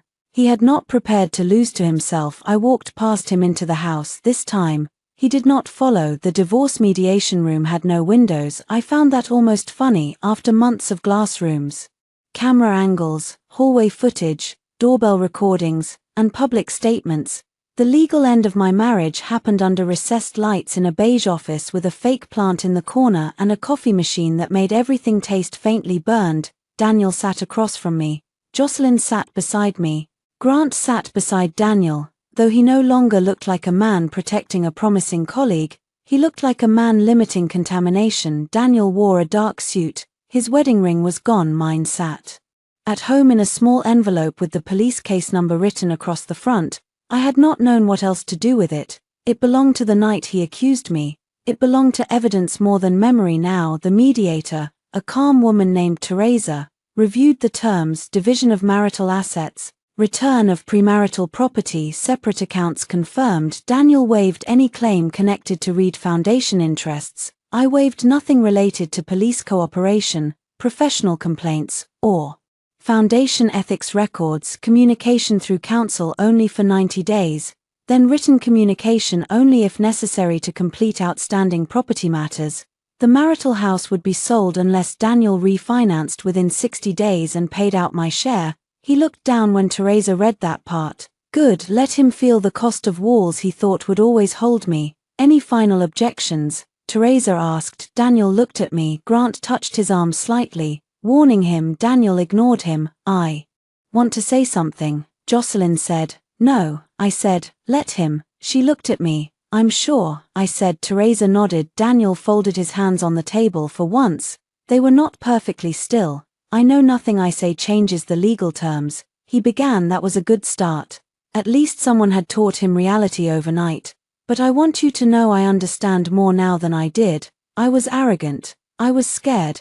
I let Vanessa's needs become an excuse to punish you for not needing me the same way." I watched his face. He sounded sincere. That did not make him safe. "I told myself you had power, so you couldn't be wounded the way she could. I told myself you would survive anything because you always had. I used your strength as permission to hurt you." The words entered the room and settled there. Jocelyn's pen stopped. Even Grant looked down. Daniel's eyes shone. "I am sorry for the police station. I am sorry for the statement. I am sorry for the money. I am sorry for your mother. I am sorry I made you prove what I should have protected. A few months earlier, that apology would have been the scene I prayed for. Daniel finally understanding, Daniel finally saying the words, Daniel finally looking at me instead of through me. But timing matters. An apology given after every exit closes is not a bridge. It is a man shouting from the shore after you have already learned to swim. Thank you for saying that, I said. Hope flashed in his eyes. I let it live for only 1 second. Sign the agreement. His face changed, the hope died, and something like grief replaced it. He nodded. We signed, page after page, initials, dates, full names. Olivia Reed Hart. For the last time, when I reached the final signature line, I paused, then I wrote Olivia Reed, no heart. Jocelyn noticed. She smiled faintly. Daniel noticed too. His mouth tightened, but he did not object. The mediator gathered the papers. This will be submitted for final processing, she said. You will both receive certified copies. Certified copies. The official language of endings. Outside the mediation office, Daniel waited near the elevators. Jocelyn looked at me. Do you want me to stay? No, thank you. She walked a few steps away, close enough to intervene, far enough to give me ownership. Daniel stood with his hands in his pockets. I know I shouldn't ask, he said. Then don't. He almost smiled. It vanished quickly. Are you going back to the house? No, Marcus's, for now, and after. I looked at the elevator numbers descending. I found a studio near the river, upstairs apartment, editing space below. That sounds like you. It did. That was why I wanted it. He swallowed. I saw the foundation announcement. I said nothing. Bright Harbor's audit had found restricted funds misclassified as program expenses. Vanessa had resigned before termination could be formalized. Her crisis video disappeared. Her comments stayed limited. No graceful healing caption followed. Daniel continued. Vanessa says I ruined her life. I looked at him. Did you tell her she made choices? His laugh was bitter. She says I taught her which ones to make. Both can be true. He nodded slowly. The elevator dinged, but neither of us moved. The bar complaint, he said. They opened an inquiry. I know, I may lose my license. You may. He looked at me then, really looked. Does that satisfy you? I thought about it, not because I owed him an answer, but because I owed myself honesty. Did it satisfy me that he might lose the career he had used like a weapon? Did it satisfy me that Vanessa lost the seat she tried to steal? Did it satisfy me that Patricia's friends stopped returning her calls after Claire refused to sign the family statement and the truth became too documented to dismiss? Some of it did. I was not saintly enough to pretend otherwise. But satisfaction was not the same as healing. No, I said, it frees me. His eyes closed. When they opened, they were wet again. I keep replaying that night. So do I. I wish I had chosen differently. I know, if I had. The elevator doors opened again. This time, I stepped inside. Daniel looked at me through the gap. If you had, we would be having a different conversation, I said. But you didn't. The doors began to close. He put one hand out, stopping them. Olivia, I waited. I don't know who I am without being your husband. That sentence might have broken my heart if he had said it before he tried to break my life. Now it sounded like the beginning of work that did not belong to me. Then answer that question honestly, I said, for once, without making a woman pay for it. He dropped his hand. The doors closed. The next place I went was not Marcus's house. It was the police station. Detective Brooks had asked me to come in to sign a supplemental statement confirming that I had not been pressured into withdrawing cooperation. The district attorney had not yet decided final charges, and she had warned me more than once not to build my peace around outcomes I could not control. I appreciated that. The law was not a slot machine for emotional justice. It moved slowly. Sometimes it disappointed people who had already been hurt, but the record existed now. Daniel's statement, Vanessa's admission, the videos, the logs, the pressure agreement, the texts. Ugly had documents at the front desk. The same officer from the civil standby recognized me. Mrs. Hart, he said, then corrected himself. Ms. Reed. The correction warmed something in me. Ms. Reed, I said. Yes. Detective Brooks met me near interview room 2. How are you? She asked. I laughed softly. Is that an official question? No, then I don't know yet. Fair answer. She led me not into interview room 2, but into a small conference room with a window. I noticed, she noticed me noticing. Thought you might prefer this one. Thank you. The supplemental statement was simple. I confirmed I would not withdraw my prior statement. I confirmed I had received pressure from Daniel, Patricia, and representatives connected to Hart and Lowe. I confirmed the divorce agreement did not restrict my cooperation. I signed my name, Olivia Reed. Detective Brooks took the paper. That's it. I stood at the door. I paused. Detective, yes, that first night, before the video. Did you believe him? She considered the question. I believed he knew how to sound believable. That answer settled something.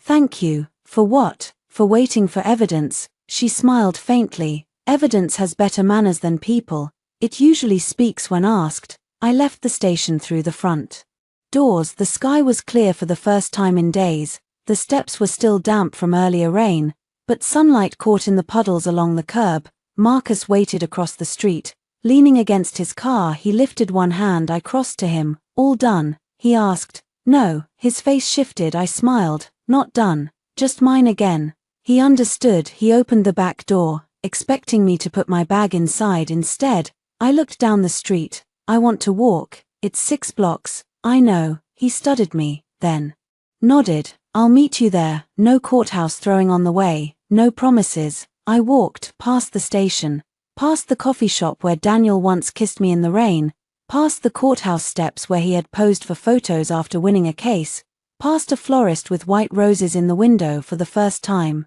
The city did not feel like a map of places where I had been humiliated. It felt like streets, just streets. My new studio was on the 2nd floor of an old brick building near the river. The landlord had given me the keys that morning. The downstairs space smelled like sawdust and fresh paint. Light came through tall windows and spread across the empty floorboards. I stood in the middle of the room and listened. No Daniel calling from the kitchen. No Patricia correcting my tone. No Vanessa crying where cameras could see. No recorder blinking red under police lights. Just space, my space. I placed my bag on the floor and took out 3 things: my mother's archive folder, my camera, the police card with the case number. I set the card inside a drawer, not hidden, not displayed, available if needed. Then I placed the archive folder on the desk by the window. My phone buzzed. A message from Claire. Mom is furious. Daniel is staying with her. He keeps asking whether you replied to him. I told him to stop asking me. Then another, I'm proud of you. I should have said that sooner. I typed back, say it to yourself too. A few minutes later, Elaine sent the final foundation memo. All read. Foundation access credentials formerly connected to Daniel Hart have been permanently revoked. I read that line twice. Permanently. There are words that close doors. There are words that open them. That one did both. At sunset, Marcus arrived with takeout and a toolbox. I assumed you bought no chairs, he said. I bought chairs. Folding chairs do not count. They count until someone with opinions arrives. He looked around the empty studio. It's good, he said. It will be. We ate on the floor. Because the chairs had not arrived, and the food tasted better than anything I had eaten in weeks. Later, after Marcus left, I opened the window. The river moved below, dark and steady. My phone stayed silent for years. Silence from Daniel had punished me. It meant I had disappointed him. It meant I would spend the evening measuring what I said, what I did, what I failed to notice. Tonight, silence was not punishment, it was room. I took the wedding ring from my bag. I had brought it from Marcus's house without knowing why. The diamond caught the last light and threw it against the wall. Once, this ring had meant chosen, then it meant trapped, then evidence. Now it was just a ring. I placed it in the drawer beside the police card and closed it. No dramatic throw into the river. No final message, no photograph, no caption. Daniel had built his power through statements. I was finished making them for him. I turned off the overhead light and stood in the glow from the window. Tomorrow, I would call a contractor. I would build editing bays. I would restart the documentary my mother had wanted me to finish. I would meet Jocelyn to finalize remaining property details. I would answer Detective Brooks if she needed me. I would learn which friends had loved me and which had loved access to my calm, not in a rush, not as a montage, not as proof, as life, my life, the one Daniel thought I would never choose loudly enough to protect. I looked at my bare left hand. It did not look empty anymore, it looked available.